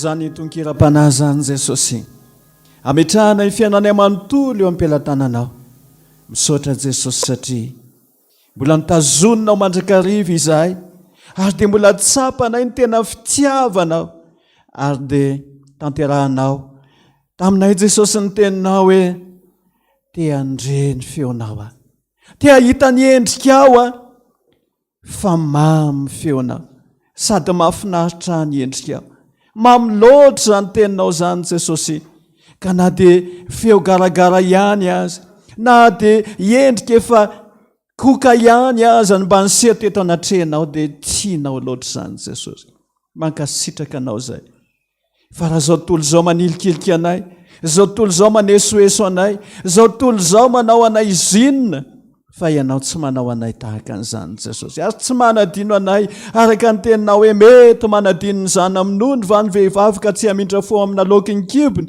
eny mety manadino ihany izy fa zaho Jehovah Andriamanitra ao tsy manadino anao misaotra Jesosy na iza na iza toerana misy anay na inona ataonay eo anilanay foana ianao eo anilanay mandrakariva ianao ary na inona mety ho lala tsarotra diavinay na inona mety ho ady atrehanay ampandresy anay mandrakariva ianao Jesosy amin'izany rehetrarehetra zany satria efa nandresy ny fahafatesany ianao ary dia nandresy ihany koa izay rehetra teny amin'izao tontolo izao na ny fakam-panana ny filana maro nataon'ny Satana teo anatrehanao mihoatra lavitra noho izany koa no ataonao anatinay araka ny teninao Jesosy fa mihoatra noho ny mpandresy azy zay rehefa manana anao saraketo zay Jesosy tanam-pitiavanao no ambombanay sandronao mahery isakambana anay tsy raha avy raha hiatrika ny herinandro vaovao indray izay manomboka raha-pitso hiatrika nyity volany ity indray ianao ambomba sy tantananay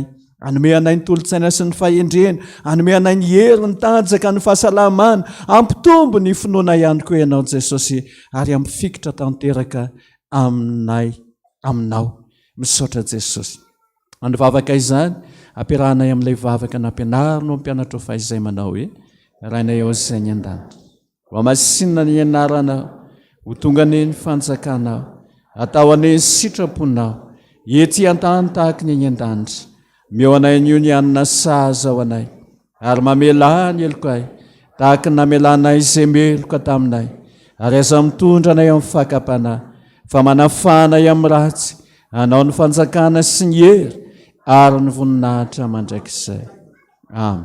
Raisy nitsodran izay tononona amin'ny anaran'i Jesosy Kristy tompontsika, ary Andriamanitra ny fahatsarana rehetrany, lay Andriamanitra tsara sady mpanao ny tsara, izy aneo ao aminareo tsirairay avy, dia izy ane ataonteraka anareo amin'ny tsara rehetra, ka samy arovana avokoa na ny tenanareo na ny fanahinareo, mba tsisy anatsiny ao anatrehan'ny fiaviany Jesosy Kristy tompontsika, dia mandihana, mahereza, mahatanjafa indro ao iny Tompo momba anareo mandrakariva, ambara-pahatonga ny fahataperan'izao tontolo izao. Misaotra Jesosy. Anao kosa tompony dera, anao ny aja, anao ny voninahitra sy fanao hatramin'ny taloha indrindra, ary ho anao mandrakizay, dia ho tanteraka tokoa an'izany amin'ny anaran'ny Ray sy ny Zanaka ary ny fanahy Masina. Amen. Voninahitra ny eo an'Andriamanitra ireriany. Alleluia. Masina, Masina, Masina Jehova tompony maro, enky ny voninahiny tany rehetra.